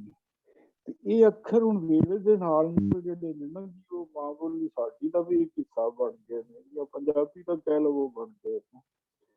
ਨੂਰ ਹੁਸੈਨ ਜੀ ਤੁਹਾਡੀ ਆਵਾਜ਼ ਜ਼ਰਾ ਘੱਟ ਆ ਰਹੀ ਹੈ। ਜੀ ਮੈਂ ਕੋਸ਼ਿਸ਼ ਕਰਨਾ ਵਾ, ਹੁਣ ਕੁਝ ਬਿਹਤਰ ਹੋਈ ਹੈ ਜੀ? ਠੀਕ ਹੈ, ਹੁਣ ਬਿਹਤਰ ਹੈ ਜੀ। ਮੇਰਾ ਖਿਆਲ ਹੈ ਵੀ ਜੀ ਕਿ ਜਿਹੜਾ ਦੂਸਰੀਆਂ ਜ਼ੁਬਾਨਾਂ ਦੇ ਅੱਖਰ ਜਿਹੜੇ ਵੇਲੇ ਦੇ ਨਾਲ ਨਾਲ ਸਾਡੀ ਜ਼ੁਬਾਨ ਵਿੱਚ ਮਿਲ ਗਏ ਨੇ ਜਾਂ ਸ਼ਾਮਲ ਹੋ ਗਏ ਨੇ, ਉਹਨਾਂ ਨੂੰ ਲੈ ਕੇ ਅੱਗੇ ਟੁਰਨਾ ਵੀ ਪੰਜਾਬੀ ਨੂੰ ਇੱਕ ਹੋਰ ਤਗੜੀ ਜ਼ੁਬਾਨ ਕਰੇਗਾ ਜੀ ਜਾਂ ਬਣਾਏਗਾ। ਮੈਂ ਆਖਣਾ ਸਿਰਫ ਇੰਨਾ ਹੀ ਚਾਹੁੰਦਾ ਉਹਨੂੰ। ਬਾਕੀ ਜੋਏ ਸਾਹਿਬ ਦੀ ਇਹ ਗੱਲ ਠੀਕ ਹੈ ਕਿ ਚੂੰਕਿ ਸਾਡਾ ਹੁਣ ਉਸ ਜ਼ੁਬਾਨ ਨਾਲ ਹਿੰਦੀ ਜਿਹਨੂੰ ਕਹਿ ਲਵੋ ਜਾਂ ਸੰਸਕ੍ਰਿਤ ਦੇ ਜਿਹੜੇ ਉਹ ਅੱਖਰ ਨੇ ਜਿਹੜੇ ਸਪੈਸ਼ਲੀ ਖਾਸ ਨੇ, ਉਹਨਾਂ ਨਾਲ ਸਾਡਾ ਕੋਈ ਨਹੀਂ ਜੋੜ ਇਹਨਾਂ ਜੀ। ਖਾਸ ਤੌਰ ਤੇ 47 ਤੋਂ ਬਾਅਦ ਤੇ ਬਿਲਕੁਲ ਹੀ ਕੋਈ ਨਾ, ਸਾਡਾ ਤੇ ਰਾਹ ਹੀ ਬਦਲ ਗਿਆ। ਮੈਂ ਇੰਨਾ ਹੀ ਆਖਣਾ ਚਾਹੁੰਦਾ। ਮੈਂ ਨੂਰ ਸਾਹਿਬ ਦੀ ਗੱਲ ਦੇ ਬਾਰੇ ਚ ਇੱਕ ਗੱਲ ਕਰਨੀ ਚਾਹੁੰਦਾ। ਕੋਈ ਮੇਰਾ ਥੋੜਾ ਜਿਹਾ ਇਸ ਮਾਮਲੇ ਚ ਡਿਫਰੈਂਟ ਵਿਊ ਹੈਗਾ। ਦੇਖੋ ਇਹਨਾਂ ਨੇ ਲਫ਼ਜ਼ ਵਰਤਿਆ ਸੰਕੇਤ, ਅਸੀਂ ਆਪਣੀ ਸੈਨਤ ਨੂੰ ਇਸ਼ਾਰੇ ਨੂੰ ਰਿਪਲੇਸ ਕਰਤਾ, ਹੁਣ ਪਿੱਛੇ ਛੱਡਤਾ। ਮਤਲਬ ਇਹ ਬਿਲਕੁਲ ਸਹੀ ਗੱਲ ਹੈ। ਹੁਣ ਕੰਪਿਊਟਰ ਦਾ ਜ਼ਮਾਨਾ ਹੈ, ਕੰਪਿਊਟਰ ਦੇ ਲਫ਼ਜ਼ ਪੰਜਾਬੀ ਚ ਆਉਣਗੇ, ਉਹ ਪੰਜਾਬੀ ਦੇ ਵਿੱਚ ਵਰਤੇ ਜਾਣਗੇ, ਉਹ ਵਰਤਣੇ ਚਾਹੀਦੇ ਨੇ। ਔਰ ਜਿਹੜਾ ਸਾਡੇ ਕੋਲ ਆਪਣੇ ਅਲਫਾਜ਼ ਹੈਗੇ ਨੇ, ਉਹਨੂੰ ਮੁੜਕਾ ਹੈਗਾ ਤੇ ਮੁੜਕਾ ਵੀ ਜਿਹੜਾ ਵੇ ਉਹਨੂੰ ਅਸੀਂ ਕਿਸੇ ਉਹਦੀ ਜਗ੍ਹਾ ਤੇ ਕੁਝ ਹੋਰ ਵਰਤ ਲਈਏ, ਮੁੜਕੇ ਨੂੰ ਭੁੱਲ ਜਾਈਏ, ਉਹ ਮੁੜਕਾ ਜਿਹੜਾ ਰਹਿ ਜਾਏ ਉਹਨੂੰ ਕਦੀ ਵੀ ਨਾ ਵਰਤੀਏ, ਤੇ ਇਹ ਵੀ ਕੋਈ ਚੰਗੀ ਗੱਲ ਨਹੀਂ ਗੀ। ਬਿਲਕੁਲ ਬੋਲੀ ਦੇ ਵਿੱਚ ਨਵੇਂ ਲਫ਼ਜ਼, ਨਵੀਂ ਵੋਕੈਬਲਰੀ ਆਣੀ ਚਾਹੀਦੀ ਹੈ, ਹੋਣੀ ਚਾਹੀਦੀ ਹੈ। ਇਸ ਤਰ੍ਹਾਂ ਜ਼ੁਬਾਨ ਨਿਖਰਦੀ ਹੈ। ਪਰ ਇਹ ਜੇ ਕਿ ਤੁਸੀਂ ਉਹਦੇ ਵਿੱਚ ਹੋਰ ਸ਼ਾਮਿਲ ਕਰਨ ਦੀ ਬਜਾਏ ਉਹਨੂੰ ਰਿਪਲੇਸਮੈਂਟ ਨਹੀਂ ਹੋਣੀ ਚਾਹੀਦੀ। ਕਿ ਮਤਲਬ ਹੈ ਕਿ ਨੂੰਹ ਆਈ ਹੈ ਤੇ ਮਾਂ ਨੂੰ ਘਰੋਂ ਕੱਢ ਦਿਓ, ਇਹ ਤੇ ਨਹੀਂ ਹੋਣਾ ਚਾਹੀਦਾ ਕਿ ਵੋਟੀ ਆ ਗਈ ਹੈ ਤੇ ਮਾਂ ਨੂੰ ਘਰੋਂ ਕੱਢ ਦਿਓ। ਜੀ ਜੀ ਬੀਬਾ ਜੀ। ਹਾਂਜੀ, ਮੈਂ ਇਹ ਹਮੇਸ਼ਾ ਪਿਛਲੀ ਵਾਰ ਵੀ ਇਹੀ ਗੱਲ ਹੋਈ ਸੀ, ਇਹ ਮਸਲਾ ਲਹਿੰਦੇ ਔਰ ਚੜ੍ਹਦੇ ਪੰਜਾਬ ਦੋਨਾਂ ਦਾ ਹੈ। ਉਹ ਕਿਉਂਕਿ 47 ਦੇ ਬਾਅਦ ਉਹ ਇੰਨੇ ਬਿਖਰ ਗਏ ਨੇ ਕਿ ਉਹਨਾਂ ਨੇ ਉਰਦੂ ਬਹੁਤ ਕਰ ਲਈ ਹੈ। ਜਿਹੜੇ ਇੱਧਰ ਵਾਲੇ ਨੇ ਉਹ ਕਹਿੰਦੇ ਨੇ ਉਰਦੂ ਦੇ ਲਫ਼ਜ਼ ਬਹੁਤ ਨੇ, ਉਧਰ ਵਾਲੇ ਕਹਿੰਦੇ ਨੇ ਇਹ। ਤਾਂ ਮੈਂ ਆਲਵੇਜ਼ ਮੈਨੂੰ ਇਹ ਲੱਗਦਾ ਹੈ ਜਦ ਤੱਕ ਦੋਨੋਂ ਧਿਰਾਂ ਇਕੱਠੀਆਂ ਨਹੀਂ ਹੋਣਗੀਆਂ ਇਹ ਮਸਲਾ ਸੋਲਵ ਨਹੀਂ ਹੋਣਾ।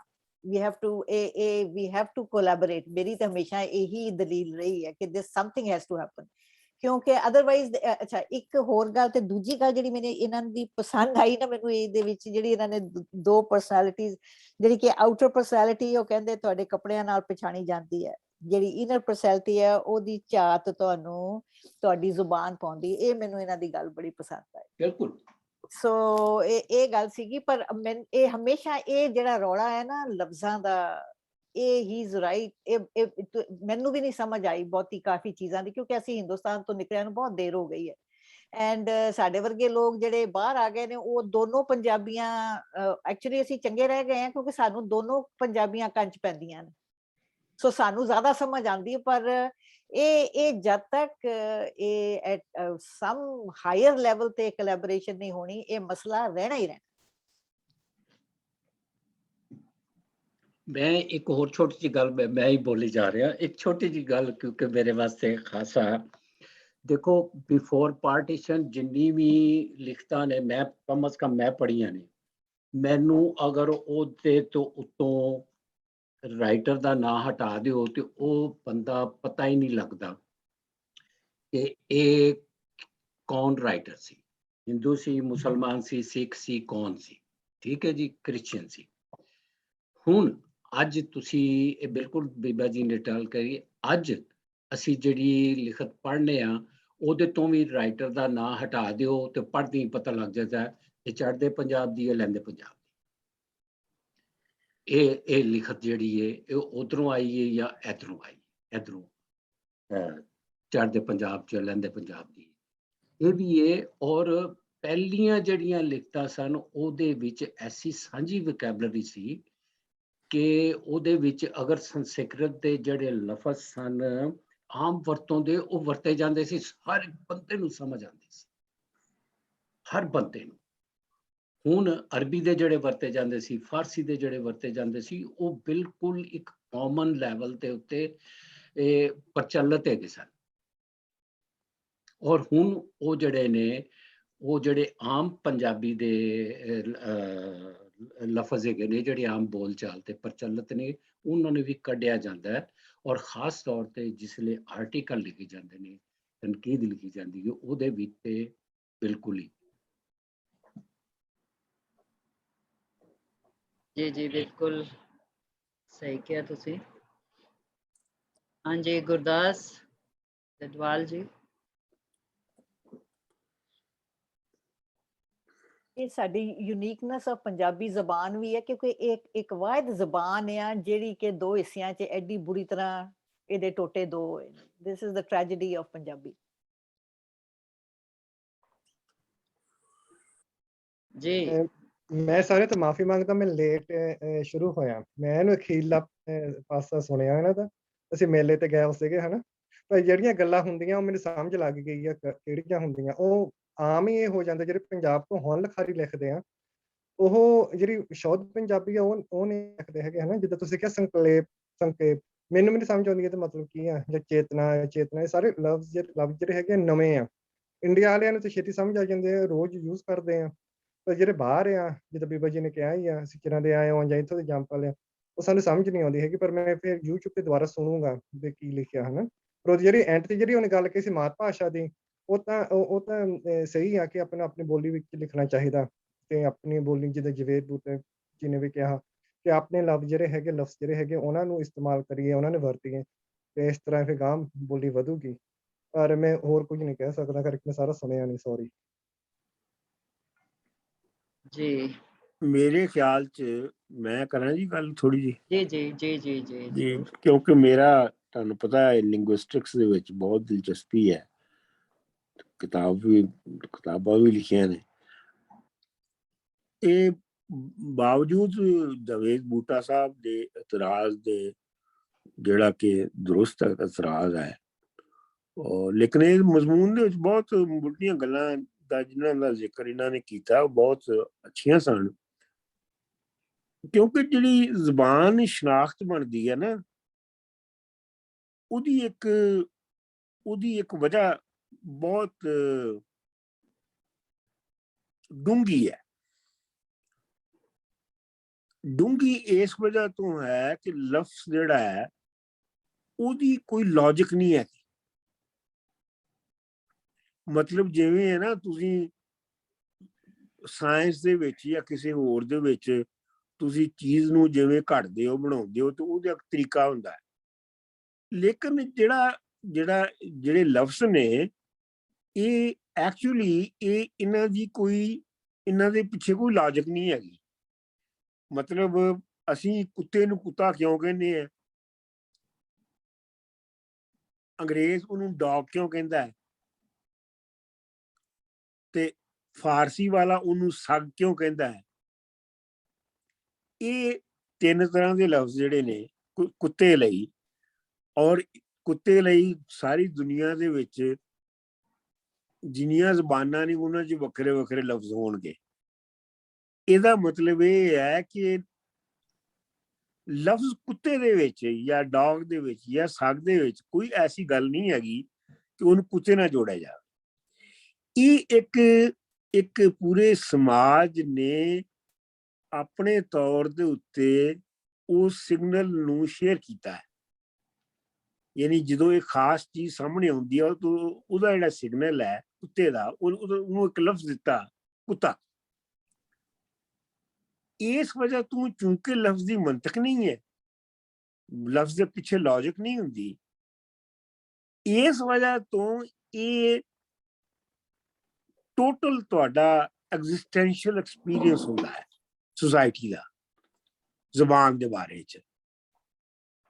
मतलब ये हड्डां जी मैं गल की सी ना, हड्डी रिन रना, ये हड्डां विचों निकलदी है जबान तुहाडी अपनी। दूजी जबान जदों भी तुसी लिखदे हो ते तुसी उह च कमाल हासिल कर सकदे हो, लेकिन वो हड्डां विचों नहीं निकलदी, वो ब्रेन के किसी हिस्से विचों निकलदी है ते वो काम भी वो फंक्शन करती है। एक तो मैं ये गल करनी सीगी जिहड़ी इन्हां ने मजमून च कीती है और बलराज साहनी के हवाले नाल कीती है, ते इहदे च मैं ऐड कर दियां कि अलामा इकबाल नाल भी इस तरह का डायलॉग उन्हां दा होया है, रविंद्रनाथ टैगोर दा, कि उन्होंने पूछा किसी ने कि जी तुहाडा इकबाल के बारे की ख्याल है, इकबाल की शायरी के बारे च, ते रविंद्रनाथ टैगोर उन्होंने कहा जी मैं उसदी बारे च की राय कायम करा, वो अपनी जबान च लिखता ही नहीं है। ते वो इकबाल के सामने जो उन्होंने किसी ने जिक्र किया कि है क्या तेरे बारे च रविंद्रनाथ ने, इकबाल ने कहा जी नहीं, उन्होंने जबान उन्होंने जबान जी एडवांस सी, इस वास्ते उन्होंने लिखा मेरी जबान बहुत पसमानदा सी, इसलिए मैं उस नहीं लिखा। तो जो रविंद्रनाथ टैगोर नूं ये जवाब मिलिया तो उन्हें कहा जो मैं लिखना शुरू किया सी उदों मेरी जबान भी जी बैकवर्ड सी, मैं उन्होंने बनाया है, मतलब मैं उन्होंने डिवेलप किया है। तो ये कोई बहाना नहीं है कि जे जबान तुहाडी जिहड़ी है वो पिछे रह गई है तो तुसीं इहनूं अगे नहीं लिया सकते। लेकिन ये भी डायलॉग रविंद्रनाथ टैगोर का है और बिल्कुल सही डायलॉग है, सही दलील हैगी है।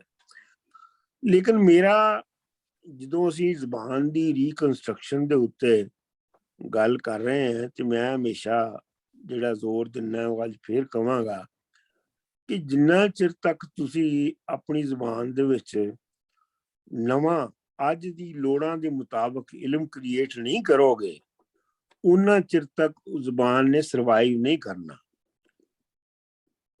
अंग्रेजी इस वास्ते डोमीनेट करती है कि जिन्नी टेक्नोलॉजी जिन्ना उदी जिहड़ी सारी नो हाउ है इंडस्ट्रीयल ईरा दी उहदे विच मौजूद है, इसलिए लोकी मजबूर ने उन्होंने वरतन ते। लेकिन ऐसी गल भी नहीं है, चीनिया ने नहीं वरती, रूसिया ने अपनी वरती है, जापानिया ने अपनी जापानी विच वो सारा कुछ किया है।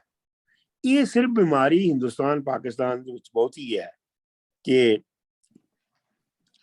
मां बोलियां नूं छड्ड के, और हिंदुस्तान पाकिस्तान हिंदुस्तान च भी नॉर्थ दे विच साउथ विच उन्ना नहीं है। नॉर्थ जिहड़ा है जिहदे विच पाकिस्तान भी हुंदा है ते हिंदुस्तान दा यूपी सीपी दा इलाका हुंदा है, इन्हां इलाकियां विच जिहड़ी लैंग्वेज दी कन्फ्यूजन है उन्हें जिहड़ियां मां बोलियां सन उन्होंने बहुत पछुआ कर दिता है। लेकिन मैं मेरा अपना ये व्यू है कि इनू अगर असीं अगे लैके जाना है तो सानू वो नवां इलम उहदे विच भी क्रिएट करना चाहिए है। सिर्फ कहानियां नावल ते नज़मां लिख के जबान जिहड़ी है उन्हें अपने पैरों से नहीं खलोना, उहदे च साइंस भी लिखो, उहदे च सोशल साइंसिस का इलम भी लिखो। और मैं ये उत्ते मैं सिर्फ कहता ही नहीं है, मैं अमल भी करना है। तुहानूं पता है कि मैं मुख्तलिफ टॉपिक्स के उत्ते पंजाबी विच लिखिया है।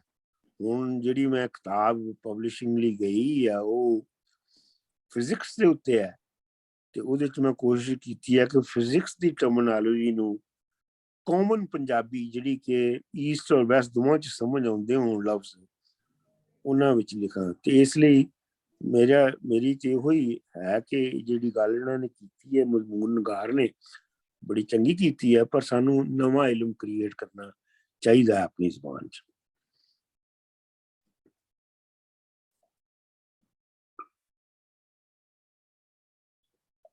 ਹਾਂਜੀ ਸਮੀਨਾ ਜੀ, ਮੈਂ ਕੁਝ ਕਹਿ ਸਕਦਾ? ਸਮੀਨਾ ਜੀ, ਅੱਛਾ ਜੀ ਬਿਲਕੁਲ। ਮੈਨੂੰ ਇਜਾਜ਼ਤ ਮਿਲੀ ਨਹੀਂ ਹੈ ਜੀ। ਜਿੰਨੂੰ ਸਮੀਨਾ ਜੀ ਤੁਸੀਂ ਮਿਊਟਡ। ਠੀਕ ਹੈ ਪਹਿਲਾਂ ਤੁਸੀਂ ਕਰੋ, ਫਿਰ ਮੈਂ ਬਾਅਦ ਚ ਕੁਝ ਜੀ। ਵਰਿੰਦਰ ਜੀ, ਅੱਛਾ, ਮੈਂ ਪਹਿਲੀ ਗੱਲ ਤੇ ਵਧਾਈ ਹੈ ਗੁਰਪ੍ਰੀਤ ਹੋਰਾਂ ਨੂੰ, ਕਿਉਂਕਿ ਦੂਰੋਂ ਤਾਂ ਅਸੀਂ ਇੱਕ ਦੂਜੇ ਨੂੰ ਕਾਫੀ ਵਾਰ ਦੇਖਿਆ, ਮਿਲੇ ਨਹੀਂ ਕਦੀ, ਤੇ ਪਹਿਲੀ ਵਾਰ ਇੱਥੇ ਸੰਗਤ ਦੇ ਵਿੱਚ ਮਿਲਣਾ ਹੋਇਆ। ਪੰਜਾਬੀ ਯੂਨੀਵਰਸਿਟੀ 'ਚ ਅਕਸਰ ਆਉਂਦੇ ਰਹਿੰਦੇ ਇਹ। ਤੇ ਦੂਜੀ ਗੱਲ ਜਿਹੜੀ ਮੈਂ ਕਰਨੀ ਸੀਗੀ ਉਹ ਇਹ ਹੈ ਕਿ ਇੱਕ ਡਾਇਲੈਕਟੀਕਲ ਪ੍ਰੋਸੈਸ ਹੈ ਇਹ। ਮਤਲਬ ਜੇ ਅਸੀਂ ਕਹੀਏ ਨਾ ਕਿ ਭਾਸ਼ਾ ਜਿਹੜੀ ਹੈ ਉਹ ਪਹਿਲਾਂ ਆਉਂਦੀ ਹੈ ਤਾਂ ਪਹਿਲਾਂ ਨਹੀਂ ਆਉਂਦੀ। ਜਿਵੇਂ ਆਰਟੀਕਲ ਦੇ ਵਿੱਚ ਇਹਨਾਂ ਨੇ ਕਿਹਾ ਹੈ ਕਿ ਭਾਸ਼ਾ ਜਿਹੜੀ ਹੈ ਸਮਾਜ ਦੀ ਹੋਂਦ ਭਾਸ਼ਾ ਕਰਕੇ, ਉਵੇਂ ਨਹੀਂ ਗੀ। ਅਸਲ ਦੇ ਵਿੱਚ ਭਾਸ਼ਾ ਜਿਹੜੀ ਹੈ ਉਹਨੂੰ ਸਮਾਜ ਪੈਦਾ ਕਰਦਾ, ਘੜਦਾ ਉਹਨੂੰ, ਤੇ ਭਾਸ਼ਾ ਉਲਟਾ ਜਿਹੜਾ ਹੈ ਉਹ ਸਮਾਜ ਨੂੰ ਅਮੀਰ ਕਰਦੀ ਹੈ। ਤੇ ਇਸੇ ਦੇ ਵਿੱਚੋਂ ਜਿਹੜਾ ਨਾ, ਕਿਉਂਕਿ ਜਦੋਂ ਇਹ ਗੁਰਪ੍ਰੀਤ ਜੀ ਕਹਿ ਰਹੇ ਸੀਗੇ ਕਿ ਇਹਨੂੰ ਸਿਰਫ ਮਹਿਜ਼ ਅਸੀਂ ਜਦੋਂ ਸੰਚਾਰ ਜਾਂ ਕਮਿਊਨੀਕੇਸ਼ਨ ਤੱਕ ਜਦੋਂ ਸੀਮਿਤ ਕਰ ਦਿੰਦੇ ਹਾਂ ਤੇ ਉਦੋਂ ਇਹ ਜਿਹੜਾ ਹੈ ਉਹ ਸਹੀ ਨਹੀਂ ਰਹਿੰਦਾ। ਪਰ ਮਸਲਾ ਇਹ ਹੈ ਕਿ ਜੇ ਭਾਸ਼ਾ ਕਮਿਊਨੀਕੇਸ਼ਨ ਨਹੀਂ ਗੀ, ਜਾਂ ਮਤਲਬ ਸਿਰਫ ਕਮਿਊਨੀਕੇਸ਼ਨ ਨਹੀਂ ਗੀ, ਤਾਂ ਹੋਰ ਕੀ ਆ? ਇਹਦਾ ਜਵਾਬ ਸਾਡੇ ਕੋਲ ਨਹੀਂ ਹੁੰਦਾ। ਅਸੀਂ ਜਿਹੜੇ ਪੱਛਮ ਦੇ ਜਿਹੜੇ ਹੈਗੇ ਆ ਵੱਖਰੇ ਕਿਸਮ ਦੇ ਜਿਹੜੇ ਵੱਖਰੀਆਂ ਫਿਲਾਸਫੀਆਂ ਦੇ ਜਿਹੜੇ ਪੈਰੋਕਾਰ ਹੁੰਦੇ ਆ ਜਾਂ ਉਹਨਾਂ ਦੇ ਜਿਹੜੇ ਫਾਲੋਅਰ ਹੁੰਦੇ ਆ, ਉਹਨਾਂ ਦੀਆਂ ਵੱਖਰੀਆਂ ਮੁਖਤਲਿਫ ਜਿਹੜੀਆਂ ਨੇ ਉਹ ਰਾਇਆਂ ਹੁੰਦੀਆਂ ਕਿਸੇ ਵੀ ਜਿਹੜਾ ਹੈ ਟੌਪਿਕ ਨੂੰ ਲੈ ਕੇ, ਤੇ ਉਹਦੇ ਵਿੱਚੋਂ ਸਸਿਓਰ ਦੀ ਰਾਏ ਵੱਖਰੀ ਹੈ ਜਾਂ ਹੋਰ ਜਿਹੜੇ ਲਿਖਦੇ ਆ ਉਹਨਾਂ ਦੀ ਵੱਖਰੀ ਹੈ। ਅਸਲ ਦੇ ਵਿੱਚ ਭਾਸ਼ਾ ਜਿਹੜੀ ਆ ਉਹ ਸਦਾ ਹੀ ਲੋੜ ਦੇ ਵਿੱਚੋਂ ਪੈਦਾ ਹੁੰਦੀ ਹੈ। ਉਹਦੇ ਲਫ਼ਜ਼ ਚਾਹੇ ਉਹਨੇ ਕਿਸੇ ਹੋਰ ਭਾਸ਼ਾ ਤੋਂ ਲੈਣੇ ਆ ਜਾਂ ਆਪਦੇ ਜਿਹੜੇ ਲਫ਼ਜ਼ ਘੜਨੇ ਆ, ਉਹ ਸਾਰੇ ਦਾ ਸਾਰਾ ਜਿਹੜਾ ਹੈ ਲੋੜ ਦੇ ਵਿੱਚੋਂ, ਸਮਾਜ ਦੀ ਲੋੜ ਦੇ ਵਿੱਚੋਂ ਜਿਹੜਾ ਹੈ ਹੋਣਾ ਹੁੰਦਾ। ਜਿਵੇਂ ਪਿਛਲੇ ਵਾਰ ਗੱਲ ਹੋਈ ਸੀਗੀ ਤੇ ਡਾਕਟਰ ਮਨਜੂਰ ਹੋਰਾਂ ਨੇ ਵੀ ਜਿਹੜਾ ਹੈ ਇਹਦੇ ਤੇ ਹਾਮੀ ਭਰੀ ਸੀਗੀ ਕਿ ਜੇ ਮੰਨ ਲਓ ਵੀ ਜੇ ਆਰੀਆ ਕੋਲੇ ਖੇਤੀ ਨਹੀਂ ਸੀਗੀ, ਉਹ ਖੇਤੀ ਨਹੀਂ ਸੀ ਕਰਦੇ, ਤੇ ਉਹਨਾਂ ਕੋਲ ਖੇਤੀ ਨਾਲ ਸੰਬੰਧਿਤ ਜਿਹੜੇ ਖੇਤੀਬਾੜੀ ਨਾਲ ਸੰਬੰਧਿਤ ਉਹ ਸ਼ਬਦ ਵੀ ਨਹੀਂ ਸੀ, ਤਾਂ ਸਿੱਧਾ ਜਿਹਾ ਮਸਲਾ ਕਿ ਜਦੋਂ ਲੋੜ ਨਹੀਂ ਹੁੰਦੀ ਉਦੋਂ ਸਾਡੇ ਕੋਲ ਸ਼ਬਦ ਨਹੀਂ ਹੁੰਦੇ। ਜਦੋਂ ਲੋੜ ਪੈਦਾ ਹੁੰਦੀ ਹੈ ਤੇ ਜਿਹੜੇ ਨਵੇਂ ਸ਼ਬਦ ਜਾਂ ਅਸੀਂ ਕਿਸੇ ਹੋਰ ਭਾਸ਼ਾ ਤੋਂ ਲੈਣੇ ਸ਼ੁਰੂ ਕਰ ਦਿੰਦੇ ਹਾਂ, ਤੇ ਜਾਂ ਜਿਹੜਾ ਹੈ ਉਹਨਾਂ ਨੂੰ ਘੜਨਾ ਆਪਣੇ ਆਪ ਜਿਹੜਾ ਹੈ ਸ਼ੁਰੂ ਹੋ ਜਾਂਦਾ ਹੈ। ਸੋ ਇਸੇ ਦੇ ਵਿੱਚੋਂ ਜਿਹੜੀ ਮੈਂ ਗੱਲ ਕਰਨੀ ਹੈ ਉਹ ਇਹ ਹੈ ਕਿ ਜਦੋਂ ਅਸੀਂ ਇਹਨੂੰ ਸੰਚਾਰ ਤੋਂ ਪਾਸੇ ਕਰ ਦਿੰਦੇ ਹਾਂ ਜਾਂ ਸੰਚਾਰ ਤੋਂ ਬਿਨਾਂ ਭਾਸ਼ਾ ਨੂੰ ਕੁਝ ਹੋਰ ਸਮਝਣ ਲੱਗ ਜਾਂਦੇ, ਉੱਥੇ ਗੜਬੜ ਹੁੰਦੀ ਹੈ। ਹੁਣ ਮੈਂ ਇੱਕ ਉਦਾਹਰਨ ਦੇ ਤੌਰ ਦੇ ਉੱਤੇ ਐਗਜ਼ਾਮਪਲ ਦੇ ਕੇ ਗੱਲ ਕਰਾਂਗਾ। ਗੁਰਦਾਸ ਜੀ ਜਦੋਂ ਬੋਲਦੇ ਪਏ ਸੀ ਤੇ ਤੁਸੀਂ ਧਿਆਨ ਨਾਲ ਸੁਣਿਆ ਹੋਣਾ, ਜਾਂ ਆਮ ਵੀ ਆਪਾਂ ਸੁਣਦੇ ਹਾਂ ਕਿ ਉਹਨਾਂ ਦਾ ਜਿਹੜਾ ਲਹਿਜਾ ਹੈ ਉਹ ਵੱਖਰਾ ਸੀਗਾ। ਉਹ ਕਿਉਂ ਸੀਗਾ? ਕਿਉਂਕਿ ਉਹ ਇੱਕ ਅਜਿਹੇ ਦੇਸ਼ ਦੇ ਵਿੱਚ ਰਹਿ ਰਹੇ ਆ ਜਿੱਥੇ ਹੋਰ ਤਰ੍ਹਾਂ ਦੀ ਪੰਜਾਬੀ ਬੋਲੀ ਜਾਂਦੀ ਹੈ, ਕਿਉਂਕਿ ਉਹਦੇ ਉੱਤੇ ਜਿਹੜਾ ਅੰਗਰੇਜ਼ੀ ਦਾ ਐਕਸੈਂਟ ਆ ਉਹਨਾਂ ਦਾ ਉਸੇ ਸਥਾਨਕ ਐਕਸੈਂਟ ਦੇ ਵਿੱਚੋਂ ਅੰਗਰੇਜ਼ੀ ਆਈ ਹੈ। ਮੈਂ ਪਟਿਆਲੇ ਜ਼ਿਲ੍ਹੇ ਦੇ ਵਿੱਚ ਰਹਿ ਰਿਹਾ, ਇੱਥੇ 4-5 ਤਰ੍ਹਾਂ ਦੀ ਜਿਹੜੀ ਹੈ ਪੰਜਾਬੀ ਬੋਲੀ ਜਾਂਦੀ, 4-5 ਤਰ੍ਹਾਂ ਦੀ ਜਿਹੜੀਆਂ ਕਿਸਮਾਂ ਉਹ ਐਕਸੈਂਟ ਇਹਦੇ ਵਿੱਚ ਬੋਲੇ ਜਾਂਦੇ ਆ। ਈਵਨ ਕਿ ਗੁਰਪ੍ਰੀਤ ਤਰ੍ਹਾਂ ਦਾ ਜਿਹੜਾ ਐਕਸੈਂਟ ਹੈ ਤੇ ਮੇਰਾ ਐਕਸੈਂਟ ਹੈ, ਤਾਂ ਜਿਹੜਾ ਤੁਹਾਡਾ ਐਕਸੈਂਟ ਆ ਉਹਦੇ ਚ ਵੀ ਜਿਹੜੇ ਮੁਖਤਲਿਫ ਫਰਕ ਨੇ, ਉਹ ਚ ਵੀ ਜਿਹੜੇ ਆ ਫਰਕ ਹੈਗੇ। ਸੋ ਜਦੋਂ ਅਸੀਂ ਇਸ ਗੱਲ ਨੂੰ ਲੈ ਕੇ ਚੱਲਦੇ ਹਾਂ ਕਿ ਹਾਂ ਮਤਲਬ ਕਿ ਭਾਸ਼ਾ ਦੇ ਵਿੱਚ ਫਰਕ ਨਹੀਂ ਗਾ ਜਾਂ ਭਾਸ਼ਾ ਹੋਰ ਥਾਵਾਂ ਤੋਂ ਸ਼ਬਦ ਨਹੀਂ ਲੈ ਸਕਦੀ, ਪੰਜਾਬੀ ਜਿਹੜੇ ਅੰਗਰੇਜ਼ੀ ਦੇ ਸ਼ਬਦ ਜਿਹੜੇ ਆ ਪਿੱਛੇ ਵਾਲੇ ਆ ਉਹ ਪੰਜਾਬੀ ਦੇ ਵਿੱਚ ਆਏ। ਜਿਵੇਂ ਮੰਨ ਲਓ ਪੈਨ ਹੈ, ਪੈਨ ਦਾ ਜਿਹੜਾ ਅਸੀਂ ਪੈਨ ਦਾ ਜਿਹੜਾ ਉਚਾਰਨ ਕਰਦੇ ਹਾਂ, ਉਹ ਪੈਨ ਦਾ ਉਚਾਰਨ ਅੰਗਰੇਜ਼ੀ ਦੇ ਵਿੱਚ ਉਹ ਪੈਨ ਦਾ ਉਚਾਰਨ ਨਹੀਂ ਗਾ, ਉਹ ਹੋਰ ਤਰੀਕੇ ਨਾਲ ਉਹਨੂੰ ਉਚਾਰਦੇ ਆ। ਤੇ ਜਦੋਂ ਅਸੀਂ ਗੱਲ ਕਰਦੇ ਹਾਂ ਕਿ ਫਿਰ ਮਤਲਬ ਕਿਸ ਤਰੀਕੇ ਨਾਲ ਜਿਹੜਾ ਅਸੀਂ ਇਸ ਚੀਜ਼ ਨੂੰ ਪੂਰੀ ਨੂੰ ਐਕਸਪਲੇਨ ਕਰੀਏ, ਤਾਂ ਉਹ ਇਹੀ ਹੁੰਦੀ ਹੈ ਕਿ ਸਾਨੂੰ ਲੋੜ ਦੇ ਅਨੁਸਾਰ ਭਾਸ਼ਾ ਜਨਮ ਲੈਂਦੀ ਹੈ ਤੇ ਉਹਦੀ ਘਾੜਤ ਹੁੰਦੀ ਹੈ। ਸਾਨੂੰ ਇਸ ਜਗ੍ਹਾ ਤੱਕ ਜਿਹੜਾ ਹੈ ਇਹਨੂੰ ਨੈਰੋ ਡਾਊਨ ਕਰਨਾ ਪਏਗਾ। ਸੋ ਉਹਦੇ ਵਿੱਚੋਂ ਹੀ ਜਿਹੜਾ ਬਲਰਾਜ ਸਾਹਨੀ ਵਾਲਾ ਜਿਹੜਾ ਕਿੱਸਾ ਆ, ਮੈਂ ਇਹ ਗੱਲ ਮਤਲਬ ਬੜਾ ਹੁੰਨਾ ਹੈਰਾਨ ਵੀ ਜਦੋਂ ਹਰ ਵਾਰ ਅਸੀਂ ਇਸ ਗੱਲ ਨੂੰ ਕੋਟ ਕਰਦੇ ਹਾਂ ਕਿ ਬਲਰਾਜ ਸਾਹਨੀ ਨੂੰ ਰਵਿੰਦਰਨਾਥ ਟੈਗੋਰ ਨੇ ਇਹ ਸਲਾਹ ਦਿੱਤੀ, ਕਿਉਂਕਿ ਉਹ ਸ਼ਾਇਦ ਮੈਨੂੰ ਲੱਗਦਾ ਪਾਕਿਸਤਾਨੀ ਸਫ਼ਰਨਾਮੇ ਦੇ ਵਿੱਚ ਜਿਹੜਾ ਉਹਨਾਂ ਨੇ ਇਹ ਗੱਲ ਕਹੀ ਹੈ। ਤੇ ਉਸ ਤੋਂ ਬਾਅਦ ਮਤਲਬ ਅਸੀਂ ਦੇਖੀਏ ਕਿ ਬਲਰਾਜ ਸਾਹਨੀ ਦਾ ਪੰਜਾਬੀ ਨਾਲ ਜੁੜਦੇ ਆ, ਬਹੁਤ ਅੱਛੇ ਤਰੀਕੇ ਨਾਲ ਜੁੜਦੇ ਆ, ਪਰ ਜਿਹੜੀ ਰਵਿੰਦਰਨਾਥ ਟੈਗੋਰ ਨੂੰ ਜਿਹੜਾ ਨੋਬਲ ਪ੍ਰਾਈਜ਼ ਮਿਲਦਾ ਉਹ ਬੰਗਾਲੀ ਲਿਖਤ ਕਰਕੇ ਨਹੀਂ ਮਿਲਦਾ, ਉਹਦੀ ਅੰਗਰੇਜ਼ੀ ਟ੍ਰਾਂਸਲੇਸ਼ਨ ਕਰਕੇ ਜਿਹੜਾ ਆ ਉਹ ਉਹਨਾਂ ਨੂੰ ਨੋਬਲ ਪ੍ਰਾਈਜ਼ ਮਿਲਦਾ।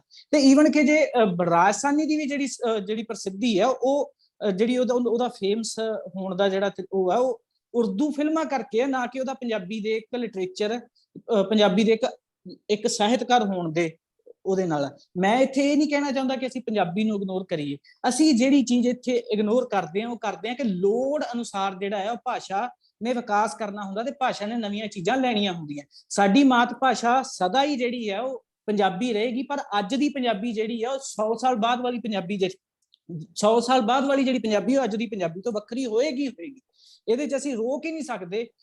ਇੱਥੇ ਜਿਹੜਾ ਇਹਦੇ 'ਚ ਸਭ ਤੋਂ ਵੱਡਾ ਜਿਹੜਾ ਕਾਰਨ ਆ ਉਹ ਇਹ ਹੈ ਕਿ ਰਾਜਨੀਤਿਕ ਪੋਲੀਟੀਕਲ ਜਿਹੜਾ ਕਾਰਨ ਆ। ਜੇ ਤੁਹਾਡੀ ਪੰਜਾਬੀ ਜਿਹੜੀ ਪਾਕਿਸਤਾਨ ਦੇ ਵਿੱਚ ਬੋਲੀ ਜਾ ਰਹੀ ਹੈ ਤੇ ਜਿਹੜੀ ਮੈਂ ਪਟਿਆਲੇ ਦੇ ਵਿੱਚ ਬੋਲ ਰਿਹਾ, ਜੇ ਇਹਨਾਂ ਦਾ ਆਪਸ ਦੇ ਵਿੱਚ ਮਤਲਬ ਬਹੁਤ ਦੂਰੀ ਹੋ ਗਈ ਹੈ ਤਾਂ ਉਹਦਾ ਸਭ ਤੋਂ ਵੱਡਾ ਕਾਰਨ ਇਹ ਵੀ ਹੈ ਕਿ ਇੱਕ ਐਸੀ ਪੋਲੀਟੀਕਲ ਸਿਚੁਏਸ਼ਨ ਦੇ ਵਿੱਚ ਅਸੀਂ ਫਸ ਗਏ ਹਾਂ ਕਿ ਇਹ ਹੋਣੀ ਸੀ।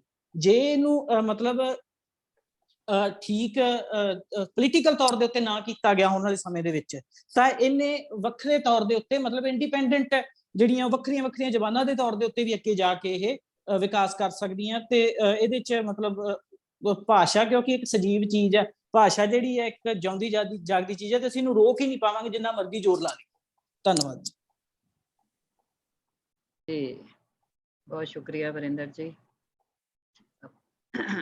ਹਾਂਜੀ ਜੀ ਸਮੀਨਾ ਜੀ, ਮੈਂ ਕੁਝ अर्ज करना चाहना है। जी। अच्छा जी, अपना जड़ा मजमून पढ़िया उन्होंने बड़ियां चंगियां गल्लां कीतियां ने ते आवाज थोड़ी थोड़ी घट आ रही है। अच्छा जी, हुण ठीक है जी? हाँ थोड़ी बेहतर है, लेकिन थोड़ी को और बेहतर कर लो। अच्छा चलो इस तरह करने आ कि इनू होर लागे कर लेने आ ते कैमरा बंद कर देने। ठीक हुण है कुछ बेहतर होई जी? जी बेहतर है कुछ। अच्छा, डॉक्टर मंजूर साहब ने तो खैर बहुत ही भरवी गल कर दी है, बहुत सारे वेरवा कर दिता है, लेकिन ਜਿਹੜਾ ਮਜ਼ਮੂਨ ਨਿਗਾਰੇ ਕਹਿ ਰਹੇ ਸਨ ਕਿ ਜੀ ਜਿਸ ਤਰ੍ਹਾਂ ਸਾਡੇ ਕੱਪੜੇ ਸਾਡਾ ਬਾਹਰ ਦਾ ਤਾਰਫ ਹੁੰਦਾ ਹੈ ਤੇ ਸਾਡੀ ਭਾਸ਼ਾ ਜਿਹੜੀ ਹੈ ਉਹ ਸਾਡਾ ਅਸਲ ਤਾਰਫ ਕਰਾਂਦੀ ਹੈ ਕਿਸੇ ਬੰਦੇ ਨਾਲ। ਜਦੋਂ ਅਸੀਂ ਇੰਟਰੈਕਟ ਕਰਨੇ ਆ ਤੇ ਉਹਨੂੰ ਪਤਾ ਲੱਗਦਾ ਕਿ ਅਸੀਂ ਕੌਣ ਆ।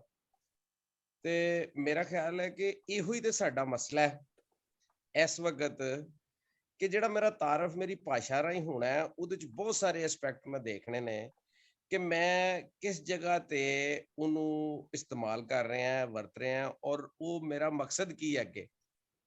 ਜੇ ਮੈਂ ਫਾਈਨੈਂਸ਼ੀਅਲ ਐਸਪੈਕਟ ਦੇਖਾਂ, ਜੇ ਮੈਂ ਕਿਸੇ ਐਸੀ ਜਗ੍ਹਾ ਤੇ ਜਾਵਾਂ ਕਿ ਜਿੱਥੇ ਮੈਂ ਚਾਹੁੰਦਾ ਹੈ ਕਿ ਮੈਨੂੰ ਬਹੁਤ ਵੱਡੇਪਨ ਨਾਲ ਮਿਲਿਆ ਜਾਏ, ਤੇ ਮੇਰੇ ਕਿਤੇ ਬੈਕਅਪ ਪੁਆਇੰਟ 'ਚ ਇਹ ਹੈਗਾ ਕਿ ਪੰਜਾਬੀ ਜਿਹੜੀ ਮੇਰੀ ਜ਼ੁਬਾਨ ਹੈ ਉਹ ਮੇਰੀ ਘਾਟ ਦਾ ਜ਼ਿੰਮਾ ਬਣਦੀ ਹੈ, ਮੈਨੂੰ ਘਟਾਉਂਦੀ ਹੈ। ਸਾਡਾ ਇਸ ਵਕਤ ਡਾਇਲਮਾ ਤੇ ਇਹੋ ਹੀ ਹੈਗਾ ਕਿ ਅਸੀਂ ਇਹਦੀ ਓਨਰਸ਼ਿਪ ਆਪਣੀ ਭਾਸ਼ਾ ਦੀ ਉਸ ਤਰ੍ਹਾਂ ਨਹੀਂ ਲੈਂਦੇ, ਸਾਡੇ 'ਚੋਂ ਕੌਨਫੀਡੈਂਸ ਆ ਨਹੀਂ ਰਿਹਾ। ਸਾਨੂੰ ਪੰਜਾਬੀ ਬੋਲਣੀ ਆਉਂਦੀ ਹੈ। ਜਿਹੜੀ ਗੱਲ ਇੱਥੇ ਹੋ ਰਹੀ ਹੈ ਕਿ ਜੀ ਪਟਿਆਲੇ ਦੀ ਪੰਜਾਬੀ ਫਰਕ ਹੈ, ਅੰਮ੍ਰਿਤਸਰ ਦੀ ਫਰਕ ਹੈ, ਲਾਹੌਰ ਦੀ ਫਰਕ, ਇਹ ਹਰ ਜਗ੍ਹਾ ਤੇ ਪਾਕਿਸਤਾਨ ਦੇ ਵਿੱਚ, ਪਾਕਿਸਤਾਨੀ ਪੰਜਾਬ 'ਚ ਹਰ 40 ਕਿਲੋਮੀਟਰ ਦੇ ਬਾਅਦ ਲਹਿਜਾ ਬਦਲ ਜਾਂਦਾ ਹੈ, ਕੁਝ ਅੱਖਰ ਵੀ ਬਦਲ ਜਾਂਦੇ ਨੇ। ਅਸੀਂ ਲਾਹੌਰੋਂ ਮੁਲਤਾਨ ਜਾਈਏ ਤੇ ਜ਼ਮੀਨ ਅਸਮਾਨ ਦਾ ਫਰਕ ਹੋ ਜਾਂਦਾ ਭਾਸ਼ਾ ਦੇ ਵਿੱਚ। ਮਸਲਾ ਤੇ ਇਹ ਹੈ ਕਿ ਅਸੀਂ ਓਨਰਸ਼ਿਪ ਕਿਦੋਂ ਲੈਣੀ ਹੈ, ਸਾਡੇ 'ਚੋਂ ਕੌਨਫੀਡੈਂਸ ਕਿਦੋਂ ਆਉਣਾ ਹੈ ਕਿ ਅਸੀਂ ਚਲੋ ਵੱਖੋ ਵੱਖ ਹੀ ਬੋਲੀਏ ਤੇ ਪੰਜਾਬੀ ਬੋਲ ਤੇ ਸਕੀਏ ਨਾ। ਮੈਂ ਤੇ ਸਾਨੂੰ ਜਿਹੜਾ ਇਹ ਹੈ ਕਿ ਜੀ ਇਸ ਕਨਸੈਪਟ 'ਚੋਂ ਲੁਕਾਈ ਨੂੰ ਕਿਵੇਂ ਕੱਢਣਾ, ਸਾਡਾ ਮਸਲਾ ਇਹ ਬਣਿਆ ਹੈ ਕਿ ਲੋਕਾਂ ਨੂੰ ਕੌਨਫੀਡੈਂਸ ਕਿਵੇਂ ਆਏਗਾ, ਮੈਨੂੰ ਕੌਨਫੀਡੈਂਸ ਕਿਵੇਂ ਆਏਗਾ, ਤੁਹਾਨੂੰ ਕੌਨਫੀਡੈਂਸ ਕਿਵੇਂ ਆਏਗਾ। ਔਰ ਜਦੋਂ ਅਸੀਂ ਇਹ ਵੇਖਣਾ, ਮੈਂ ਤੇ ਆਪਣੇ ਪਾਕਿਸਤਾਨ ਦੀ ਮਿਸਾਲ ਦੇਣਾ, ਦੋ ਪਠਾਨ ਭਰਾਵਾਂ ਨੂੰ ਅਸੀਂ ਜਿੱਥੇ ਦੇਖਦੇ ਉਹ ਕਿਸੇ ਵੀ ਸਟੇਟਸ ਤੇ ਹੋਣ, ਇੱਕ ਪੀਐਨ ਲੈਵਲ ਦਾ ਹੋਏਗਾ, ਦੂਜਾ ਐਮਡੀ ਲੈਵਲ ਦਾ ਬੰਦਾ ਹੋਏਗਾ, ਫੌਰਨ ਪਸ਼ਤੋ ਬੋਲਣੀ ਸ਼ੁਰੂ ਕਰ ਦਿੰਦੇ ਨੇ। ਇਸੇ ਤਰ੍ਹਾਂ ਹੀ ਬਲੋਚੀਆਂ ਦਾ ਮਾਮਲਾ ਹੈ, ਸਿੰਧੀਆਂ ਨੂੰ ਵੀ ਮੈਂ ਇਸ ਤਰ੍ਹਾਂ ਕਰਦੇ ਵੇਖਿਆ। ਉਰਦੂ ਵਾਲੇ ਤੇ ਹੈ ਹੀ ਨੇ, ਲੇਕਿਨ ਸਾਡੇ ਨਾਲ ਇਹ ਮਸਲਾ ਹੈ ਕਿ ਅਸੀਂ ਪੰਜਾਬੀ ਨਹੀਂ ਬੋਲ ਸਕਦੇ। ਭਾਸ਼ਾ ਸਾਡੇ ਕੋਲ ਹੈ, ਅੱਖਰ ਸਾਡੇ ਕੋਲ ਮੌਜੂਦ ਨੇ, ਨਾਲ ਰਲਦੇ ਵੀ ਜਾਂਦੇ ਨੇ। ਅੱਜ ਦੀ ਵੀ ਪੰਜਾਬੀ ਜ਼ੁਬਾਨ ਬਣੀ ਹੈ, ਬੜਾ ਕੁਝ ਲਿਖਿਆ ਜਾ ਰਿਹਾ ਹੈ, ਕਹਾਣੀਆਂ, ਨਾਵਲ ਤੋਂ ਇਲਾਵਾ ਵੀ ਬਹੁਤ ਕੁਝ ਲਿਖਿਆ ਜਾ ਰਿਹਾ ਹੈ। ਲੇਕਿਨ ਕੁਝ ਸਾਨੂੰ ਜੇ ਕਰਨਾ ਹੈ ਤੇ ਇਸ ਕੌਨਫੀਡੈਂਸ ਦਾ ਕਿ ਓਨਰਸ਼ਿਪ ਲੈ ਲਈਏ ਅਸੀਂ, ਤੇ ਭਾਸ਼ਾ ਆਪ ਹੀ ਸਾਡੀ ਪਹਿਚਾਨ ਬਣ ਜਾਏਗੀ। ਬੜੀ ਮਿਹਰਬਾਨੀ।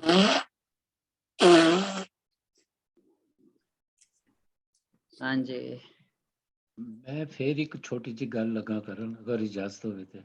ਹਾਂਜੀ ਕਰੋ। ਦੇਖੋ ਜੀ, ਇਹ ਬਿਲਕੁਲ ਇਹਨਾਂ ਨੇ ਬਿਲਕੁਲ ਠੀਕ ਗੱਲ ਕਹੀ ਹੈ ਕਿ ਪੰਜਾਬੀ ਦੇ ਕੋਈ ਵੀ ਜ਼ੁਬਾਨ ਜਿਹੜੀ ਹੈ ਉਹ ਨਵੇਂ ਅੱਖਰ ਉਹਨੂੰ ਲੈਣੇ ਚਾਹੀਦੇ ਨੇ। ਬਿਲਕੁਲ ਇਹਦੇ ਬਗੈਰ ਤੇ ਜ਼ੁਬਾਨ ਜਿਹੜੀ ਹੈ ਉਹ ਛੱਪੜ ਬਣ ਜਾਂਦੀ ਹੈ। ਉਹ ਨਹੀਂ ਗੱਲ ਹੈਗੀ। ਗੱਲ ਇਹ ਹੈਗੀ ਕਿ ਜੇ ਕੋਈ ਤੁਹਾਡੇ ਕੋਲ ਆਪਣੇ ਕੋਲ ਹੈ ਵੇ ਤੇ ਉਹ ਕਿਉਂ ਨਹੀਂ ਵਰਤਦੇ। ਇਹ ਉਹੀ ਗੱਲ ਆ ਗਈ ਨਾ ਕੌਨਫੀਡੈਂਸ ਦੀ, ਕਿ ਸਾਨੂੰ ਆਪਣੀ ਜ਼ੁਬਾਨ ਦੇ ਉੱਤੇ ਇੰਝ ਲੱਗਦਾ ਕਿ ਜਿਸ ਤਰ੍ਹਾਂ ਉਹ ਕੀ ਕਹਿੰਦੇ ਨੇ ਕਿ ਮੈਂ ਕੋਈ ਪਤਾ ਨਹੀਂ ਕੀ ਭੈੜੀ ਜਿਹੀ ਗੱਲ ਲੱਗਾ ਕਰਨ, ਇਸ ਕਰਕੇ ਮਾਣ ਨਹੀਂ ਹੈਗਾ। ਮਾਣ ਨਹੀਂ ਹੈਗਾ। ਇਹੋ ਗੱਲ ਹੈ ਕਿ ਅਗਰ ਮਾਣ ਹੋਵੇ ਤੇ ਅਸੀਂ, ਜਿਵੇਂ ਡਾਕਟਰ ਸਾਹਿਬ ਨੇ ਗੱਲ ਕੀਤੀ ਹੈ ਕਿ ਲਫ਼ਜ਼ ਘੜੇ ਵੀ ਜਾ ਸਕਦੇ ਨੇ।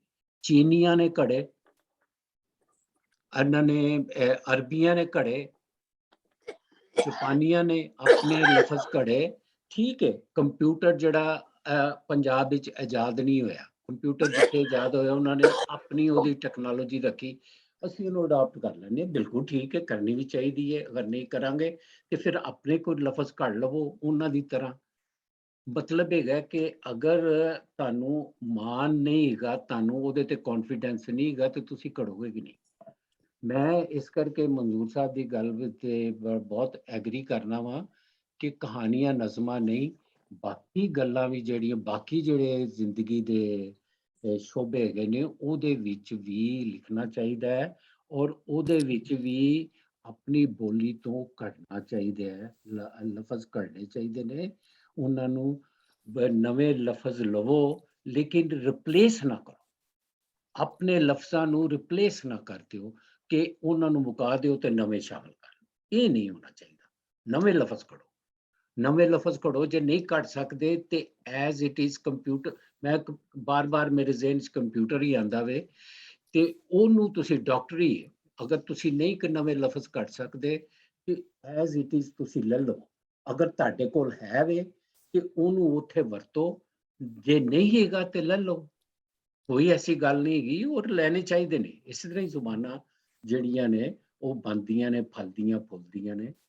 ਤੇ ਬਸ ਮੈਂ ਇੰਨੀ ਗੱਲ ਹੀ ਕਰਾਂਗਾ। ਮੀਨਾ ਜੀ, ਮੈਂ ਇੱਕ ਗੱਲ ਕਹਿ ਸਕਦੀ ਜੀ ਜੀ, ਹਾਂਜੀ ਹਾਂਜੀ, ਕਰੋ ਬੀਬਾ ਜੀ। ਸਾਡੀ ਲੋਕਾਂ ਦੀ ਪ੍ਰੋਬਲਮ ਹੈਗੀ ਹੈ ਗਲੋਬਲਾਈਜੇਸ਼ਨ ਆਲਸੋ। ਇੱਕ ਗੱਲ ਇੱਥੇ ਆ। ਇਹ ਦੂਜੀ ਗੱਲ ਇਹ ਹੈ ਕਿ ਸਾਡੀ ਪੰਜਾਬੀ, ਜਿੱਦਾਂ ਹੁਣ ਸਾਰੇ ਦੱਸਦੇ ਨੇ ਕਿ ਵੀ ਚਾਈਨਾ 'ਚ ਵੀ ਇੱਦਾਂ ਦੀ ਹੋ ਗਿਆ, ਉੱਥੇ ਜਾਪਾਨ 'ਚ ਵੀ ਹੋ ਗਿਆ, ਉੱਥੇ ਡਾਇਲੈਕਟਸ ਡਿਫਰੈਂਟ ਨੇ ਪਰ ਸਾਰੇ ਮੁਲਕ ਦੀ ਇੱਕ ਜ਼ੁਬਾਨ ਹੈ। ਅਸੀਂ ਇੱਕ, ਜਿੱਥੇ ਸਾਡੇ ਮੁਲਕਾਂ ਦੇ ਵਿੱਚ ਜ਼ੁਬਾਨ, ਉੱਥੇ ਉਹ ਸਾਡੀ ਜ਼ੁਬਾਨ ਇਜ਼ ਵਨ ਆਫ ਮੈਨੀ। ਹੁਣ ਫੋਰ ਐਗਜ਼ਾਮਪਲ ਜਿੱਦਾਂ ਹੁਣ ਤੁਸੀਂ ਗੁਰਪ੍ਰੀਤ ਜੀ ਨੂੰ ਲੈ ਲਓ, ਇਹ ਪੰਜਾਬ ਦੇ ਬੱਚੇ ਨੇ, ਇਹ he has gone to Delhi. ਅੱਛਾ, ਦਿੱਲੀ ਦੇ ਵਿੱਚ ਇਹਨਾਂ ਨੂੰ ਹਿੰਦੀ ਲਾਜ਼ਮੀ ਬੋਲਣੀ ਪੈਣੀ। ਇਹਨਾਂ ਦੇ ਜਿਹੜੇ ਸਟੂਡੈਂਟਸ ਨੇ ਜਾਂ ਇਹਨਾਂ ਦੇ ਟੀਚਰਸ ਨੇ, ਉਹ ਸਾਰੀ ਕੰਟਰੀ ਚੋਂ ਆਏ ਨੇ, ਰਾਈਟ।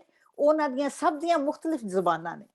ਸਾਡੀ ਪ੍ਰੋਬਲਮ ਇਹ ਹੈਗੀ ਹੈ ਕਿ ਸਾਡੀ ਪੂਰੀ ਕੰਟਰੀ ਦੀ ਜ਼ੁਬਾਨ ਇੱਕ ਨਹੀਂ ਹੈਗੀ। ਡਾਇਲੈਕਟਸ ਡਿਫਰੈਂਟ ਹੋਣਾ ਕੋਈ ਵੱਖਰੀ ਗੱਲ ਨਹੀਂ, ਉਹ ਤਾਂ ਸਾਡੇ ਪੰਜਾਬ 'ਚ ਜਿੱਦਾਂ ਸਾਰਿਆਂ ਨੇ ਆਖਿਆ ਕਿ ਵੀ 40 ਮੀਲ ਤੇ ਫਰਕ ਹੋ ਜਾਂਦਾ।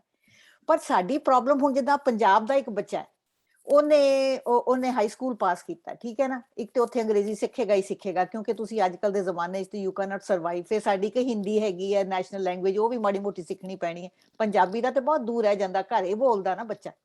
ਫਿਰ ਉਹਨੇ ਜਾਣਾ ਜੀ, ਉਹਨੂੰ ਸੀਟ ਮਿਲੀ ਮੈਡੀਕਲ ਕਾਲਜ ਦੇ ਵਿੱਚ ਸਾਊਥ 'ਚ ਜਾ ਕੇ, ਉੱਥੇ ਉਹਨੇ ਉੱਥੇ ਤਾਮਿਲ ਆ ਜਾਂ ਉੱਥੇ ਜੋ ਵੀ ਸਾਊਥ ਇੰਡੀਅਨ ਜ਼ਬਾਨਾਂ ਨੇ, ਕੋਈ ਤੇਲਗੂ ਹੈ ਇਹ ਉਹਨੇ ਉਹ ਵੀ। ਸੋ ਸਾਡੀ ਸਭ ਤੋਂ ਵੱਡੀ ਪ੍ਰੋਬਲਮ ਹੈਗੀ ਹੈ ਕਿ we are just a small part of a big thing. ਅਸੀਂ ਵਾਹਿਦ ਆਪਣੀ ਇੱਕ ਜਿੱਦਾਂ ਬਾਕੀ ਕੰਟਰੀਜ਼ ਦੀ ਇੱਕ ਜ਼ਬਾਨ ਹੁੰਦੀ ਹੈ ਡਾਇਲੈਕਟ। ਚਾਈਨਾ ਦੇ ਵਿੱਚ ਦੇਖੋ ਅਲੱਗ-ਅਲੱਗ ਜ਼ਬਾਨਾਂ ਨੇ, ਪਰ ਮੋਸਟਲੀ ਮੇਨਲੀ ਤਾਂ ਚਾਈਨੀਜ਼ ਹੀ ਹੈ ਨਾ, ਜਿਹੜੀ ਉਹਨਾਂ ਦੀ ਮੇਨਲੀ ਡਾਇਲੈਕਟਸ ਚੇਂਜ ਹੋਏ ਨੇ ਨਾ। ਸੋ ਸਾਡੀ ਇਹ ਸਮੱਸਿਆ ਵੀ ਹੈਗੀ ਹੈ ਕਿ ਅਸੀਂ ਇੱਕ ਮੁਲਕ ਦੇ ਛੋਟਾ ਜਿਹਾ ਹਿੱਸਾ ਹੁੰਦੇ ਆ ਕਿਸੇ ਵੀ, ਉਹ ਦਸ ਲੈਂਦਾ ਵੀ ਤੇ ਚੜ੍ਹਦਾ ਵੀ। ਇਹ ਵੀ ਇੱਕ ਸਮੱਸਿਆ ਹੈਗੀ ਸਾਡੀ। ਬਹੁਤ ਲੰਮਾ ਇਹ ਮਸਲਾ ਹੈਗਾ। ਇਹਦੇ 'ਚ ਜਿਹੜੀ ਵਿਰਿੰਦਰ ਨੇ ਗੱਲ ਕੀਤੀ ਹੈ, ਮੈਂ ਉਹਦੇ ਦੇ ਥੋੜਾ ਜਿਹਾ ਸਿਆਸੀ ਪੋਲੀਟੀਕਲ, ਕਿਉਂਕਿ ਦੇਖੋ ਜਿੱਥੇ ਜਿੱਥੇ ਵੀ ਜ਼ਬਾਨਾਂ ਜਿਹੜੀਆਂ ਨੇ ਨਾ, ਚੀਨ ਹੋਵੇ, ਜਾਪਾਨ ਹੋਵੇ, ਜਿਹੜੀ ਜ਼ਬਾਨਾਂ ਦੀ ਸਟੈਂਡਰਡਾਈਜੇਸ਼ਨ ਹੁੰਦੀ ਹੈ ਇਹ ਸਟੇਟ ਕਰਦੀ ਹੈ। ਜੇ ਸਟੇਟ ਉਹਨਾਂ ਨੂੰ ਸਟੈਂਡਰਡਾਈਜ਼ ਨਾ ਕਰੇ, ਰਿਆਸਤ ਦੇ ਅਦਾਰੇ ਜਿਹੜੇ ਨੇ, ਸਟੇਟ ਦੇ ਜਿਹੜੇ ਅਦਾਰੇ ਨੇ, ਉਹਨਾਂ ਨੂੰ ਨਾ ਕਰੇ ਤੇ ਉਹ ਸਟੈਂਡਰਡਾਈਜ਼ ਨਹੀਂ ਹੁੰਦੇ। ਜਿਹੜੀ ਮੋਸਟਲੀ ਜ਼ਬਾਨਾਂ ਸਬ ਕੌਂਟੀਨੈਂਟ ਦੀਆਂ ਨੇ, ਉਹਨਾਂ ਦੇ ਵਿੱਚ ਜਿਨ੍ਹਾਂ ਦੀ ਸਟੈਂਡਰਡਾਈਜੇਸ਼ਨ ਅੰਗਰੇਜ਼ ਨੇ ਕਰ ਦਿੱਤੀ, ਉਹਨਾਂ ਦੀ ਤੇ ਹੋ ਗਈ, ਬੰਗਾਲੀ ਦੀ ਵੀ ਹੋ ਗਈ ਤੇ ਉਰਦੂ ਦੀ ਵੀ ਹੋ ਗਈ ਤੇ ਹਿੰਦੀ ਦੀ ਵੀ ਹੋ ਗਈ। ਪੰਜਾਬੀ ਚ ਸਿੰਧੀ ਦੀ ਵੀ ਉਹਨਾਂ ਨੇ ਕਰ ਦਿੱਤੀ। ਹਾਲਾਂਕਿ ਸਿੰਧੀ ਗਿਣਤੀ ਦੇ ਵਿੱਚ ਬਹੁਤ ਘੱਟ ਨੇ ਪੰਜਾਬੀਆਂ ਤੋਂ। ਪੰਜਾਬੀ ਤੇ ਤਕਰੀਬਨ 130 ਮਿਲੀਅਨ ਤੇ ਘੱਟੋ ਘੱਟ ਹੈਗੇ ਨੇ ਦੁਨੀਆ 'ਚ। ਤੇ ਜਿਹੜੀ ਅੰਗਰੇਜ਼ ਨੇ ਪੰਜਾਬੀ ਨੂੰ ਸਟੈਂਡਰਡਾਈਜ਼ ਨਹੀਂ ਕੀਤਾ, ਉਹਦੇ ਇੱਕ ਵੱਖਰੀ ਬਹਿਸ ਕਿਉਂ ਨਹੀਂ ਕੀਤਾ।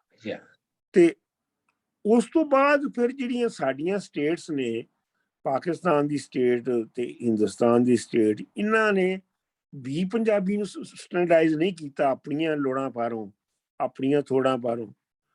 ਤੇ ਗੱਲ ਇਹ ਹੈਗੀ ਹੈ ਕਿ ਜਿੰਨਾ ਚਿਰ ਤੱਕ ਸਿਆਸੀ ਤੌਰ ਤੇ ਪੋਲੀਟੀਕਲੀ ਤੁਸੀਂ ਇਖਤਿਆਰ ਲੈ ਕੇ ਜਿੰਨਾ ਚਿਰ ਤੱਕ ਤੁਸੀਂ ਉਸ ਸਟੇਜ ਤੇ ਨਹੀਂ ਪਹੁੰਚਦੇ ਹੋ, ਉਹਨਾਂ ਚਿਰ ਤੱਕ ਸਟੈਂਡਰਡਾਈਜ਼ ਨਹੀਂ ਹੋਣੀ। ਅਸੀਂ ਇਹ ਇਸ ਸਟੇਜ ਦੇ ਉੱਤੇ ਇਹੋ ਹੀ ਕਰ ਸਕਦੇ ਹਾਂ ਕਿ ਅਸੀਂ ਜਿਹੜਾ ਮਟੀਰੀਅਲ ਹੈ, ਰਾ ਮਟੀਰੀਅਲ, ਉਹ ਇਕੱਠਾ ਕਰਦੇ ਜਾਈਏ, ਤਾਂ ਕਿ ਅਗਰ ਸਿਆਸੀ ਤੌਰ ਤੇ ਜਦੋਂ ਸਟੈਂਡਰਡਾਈਜੇਸ਼ਨ ਹੋਵੇ ਤੇ ਤੁਹਾਡੇ ਕੋਲ ਮੌਜੂਦ ਹੋਵੇ, ਤੁਹਾਡੇ ਕੋਲ ਕੋਈ ਚੀਜ਼ ਹੋਵੇ ਵੀ ਕਰਨ ਵਾਸਤੇ।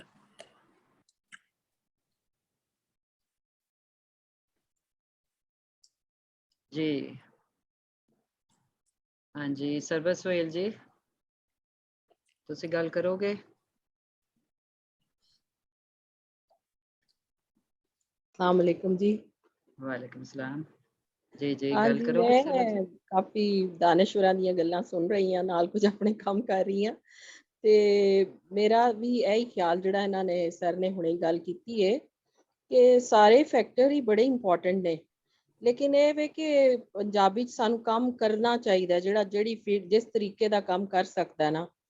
ਉਹ ਸਰ ਮਨਜ਼ੂਰ ਸਾਹਿਬ ਨੇ ਬੜੀ ਅੱਛੀ ਗੱਲ ਕੀਤੀ ਕਿ ਸਾਨੂੰ ਸਿਰਫ ਕਹਾਣੀਆਂ ਨਹੀਂ ਲਿਖਣੀਆਂ ਚਾਹੀਦੀਆਂ ਜਾਂ ਹੋਰ ਨਹੀਂ, ਹਰ ਫੀਲਡ ਦਾ ਕੰਮ ਹੋਏਗਾ ਤੇ ਫਿਰ ਜ਼ੁਬਾਨ ਦਾ ਜ਼ਿਆਦਾ ਮਟੀਰੀਅਲ ਜਮਾ ਹੋਏਗਾ।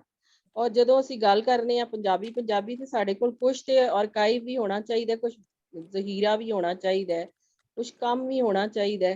ਮੈਂ ਤੇ ਬਿਲਕੁਲ ਇਸ ਕੀ ਕਹਿਣਾ ਚਾਹੀਦਾ, ਨਵਾਰਦ ਹਾਂ ਪੰਜਾਬੀ ਦੇ ਲਿਖਣ ਪੜ੍ਹਨ ਦੇ ਫੀਲਡ ਵਿੱਚ। ਲੇਕਿਨ ਮੈਨੂੰ ਬੜਾ ਮਜ਼ਾ ਆ ਰਿਹਾ ਔਰ ਮੈਨੂੰ ਬੜੀ ਖੁਸ਼ੀ ਹੈ ਕਿ ਕਿੰਨਾ ਖਲੂਸ ਨਾਲ ਤੇ ਬੜੀ ਕੋਸ਼ਿਸ਼ ਕਰ ਰਹੇ ਨੇ। ਔਰ ਮੇਰੀ ਇਹ ਦੁਆ ਵੀ ਹੈ, ਮੇਰੀ ਐਫਰਟ ਵੀ ਹੈ ਕਿ ਮੈਂ ਇਹਦੇ 'ਚ ਕੰਮ ਹੋਣਾ ਚਾਹੀਦਾ ਹੈ ਔਰ ਹੋਏਗਾ ਇਨਸ਼ਾਅੱਲਾ।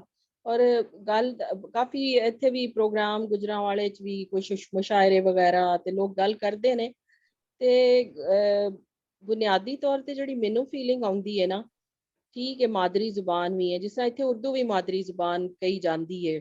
ਅਕਸਰ ਸਕੂਲ ਇੱਕ ਓਨਰ ਨੇ ਕਿਹਾ ਕਿ ਜੀ ਮਾਦਰੀ ਜ਼ੁਬਾਨ ਤੁਸੀਂ ਪੰਜਾਬੀ ਕਿਉਂ ਕਰਦੇ ਹੋ, ਉਰਦੂ ਵੀ ਤੇ ਹੈ ਨਾ, ਕਿਉਂਕਿ ਹੁਣ ਲੋਕ ਜ਼ਿਆਦਾ ਉਰਦੂ ਬੋਲਦੇ ਨੇ। ਤੇ ਉਹ ਵੀ ਗੱਲ ਠੀਕ ਹੈ, ਲੇਕਿਨ ਸਾਨੂੰ ਇਹਨੂੰ ਇਲਾਕਾਈ ਜ਼ੁਬਾਨ, ਆਪਣੀ ਸਾਡੇ ਇਲਾਕੇ ਦੀ ਜ਼ੁਬਾਨ, ਇਹ ਸਾਡੀ ਪਹਿਚਾਣ ਹੈ। ਅਸੀਂ ਕਿਤੇ ਵੀ ਜਾਈਏ ਤੇ ਸਾਨੂੰ ਕੋਈ ਪੁੱਛੇ ਕਿੱਥੋਂ ਆਏ ਹੋ, ਅਸੀਂ ਪੰਜਾਬ ਚੋਂ ਆਏ ਹਾਂ, ਪਾਕਿਸਤਾਨ ਚੋਂ ਆਏ ਹਾਂ, ਤੇ ਸਾਨੂੰ ਪੰਜਾਬੀ ਨਾ ਆਉਂਦੀ ਹੋਏ ਤੇ ਕਿੱਡੀ ਸ਼ਰਮ ਦੀ ਗੱਲ। ਮੈਨੂੰ ਤੇ ਬਸ ਪੰਜਾਬੀ ਨਾਲ ਇੰਝ ਦਾ ਹੀ ਪਿਆਰ ਹੈ, ਤੇ ਮੈਂ ਆਪਣੀ ਅੰਗਰੇਜ਼ੀ ਤੇ ਮੇਰੀ ਨਾਲ ਚੱਲ ਰਹੀ ਹੈ, ਮੈਂ ਕਾਫੀ ਕੰਮ ਕਰ ਰਹੀ ਹਾਂ ਉਹਦੇ 'ਚ, ਪੜ੍ਹਾ ਰਹੀ ਹਾਂ ਸਾਰਾ ਕੁਛ, ਐਡਮਿਨਿਸਟ੍ਰੇਸ਼ਨ ਸਾਰਾ ਕੁਛ। ਲੇਕਿਨ ਮੈਂ ਪੰਜਾਬੀ ਵੱਲ ਐਸੇ ਗੱਲ ਤੋਂ ਆਈ ਹਾਂ ਕਿ ਮੈਂ ਫਿਰ ਵੀ ਪੰਜਾਬੀ ਹਾਂ। ਤੇ ਜਿੰਨੀ ਦੇਰ ਉਹ ਜਾਂਦੇ ਨੇ, ਜਿਹਨੂੰ ਪੰਜਾਬੀ ਨਹੀਂ ਨਾ ਆਉਂਦੀ, ਜਿਹੜਾ ਪੰਜਾਬੀ ਕਿਧਰੇ ਬਾਹਰ ਜਾਏ ਤੇ ਉਹ ਕਹੇ ਮੈਂ ਪੰਜਾਬੀ ਹਾਂ ਤੇ ਬੋਲੇ ਅੰਗਰੇਜ਼ੀ, ਉਹ ਇੰਝ ਹੀ ਹੈ ਜਿਹਦੇ ਦਰਖਤ ਨਾਲੋਂ ਪੱਤਾ ਡਿੱਗ ਪਿਆ ਤੇ ਹੁਣ ਜਿੱਥੇ ਮਰਜ਼ੀ ਲੁੜਕਦਾ ਫਿਰੇ, ਹੁਣ ਕਿੱਥੇ ਜਾਏਗਾ। ਸ਼ਾਇਦ ਇਹਨੂੰ ਕੋਈ ਜਗ੍ਹਾ ਮਿਲ ਜਾਏ, ਕੋਈ ਧਰਤੀ ਸ਼ਾਇਦ ਇਹਨੂੰ ਬਰਦਾਸ਼ਤ ਕਰ ਲਏ, ਵਰਨਾ ਤੇ ਫਿਰ ਪੰਜਾਬ ਆਪਣੇ ਦਰਖਤ ਨਾਲ ਹੀ ਹੈ ਨਾ, ਪਹਿਚਾਣ ਸਾਡੀ ਪੰਜਾਬੀ ਹੈ।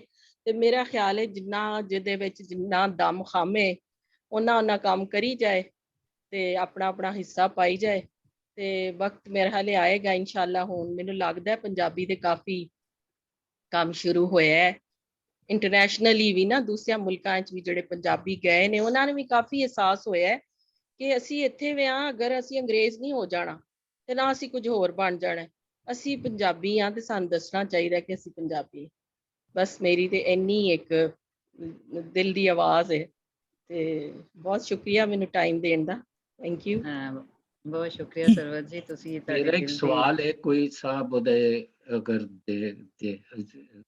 अपना समीना जी जी जी मेरा जी एक जी सवाल है जी कि बिफोर पार्टीशन ਜਿਹੜਾ ਕੁਝ ਲਿਖਿਆ ਜਾਂਦਾ ਸੀ ਉਹਨੂੰ ਸਮਝਿਆ ਨਹੀਂ ਸੀ ਜਾਂਦਾ ਪੂਰੇ ਪੰਜਾਬ ਵਿੱਚ, ਜਾਂ ਇੱਕ ਬੰਦਾ ਜਿਹੜਾ ਪਿੰਡੀ ਤੋਂ ਪਟਿਆਲੇ ਜਾਂਦਾ ਸੀ ਕਿਹਾ ਉਹਦੀ ਗੱਲਬਾਤ ਨਹੀਂ ਸੀ ਸਮਝੀ ਜਾਂਦੀ? ਇਹਦੇ ਬਾਰੇ ਚ ਮੈਨੂੰ ਦੱਸਿਆ ਜਾਏ ਕਿ ਉਹ ਕੀ ਵਜ੍ਹਾ ਕਿਉਂ ਸੀ, ਕਿ ਹੈ ਸੀ ਜਾਂ ਨਹੀਂ ਸੀ, ਤੇ ਹੁਣ ਕਿਉਂ ਹੈ?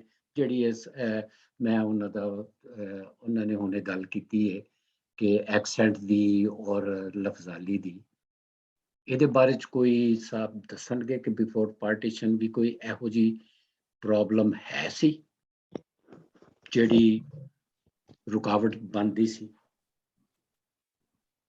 ਹਾਂਜੀ ਸੀਗੀ।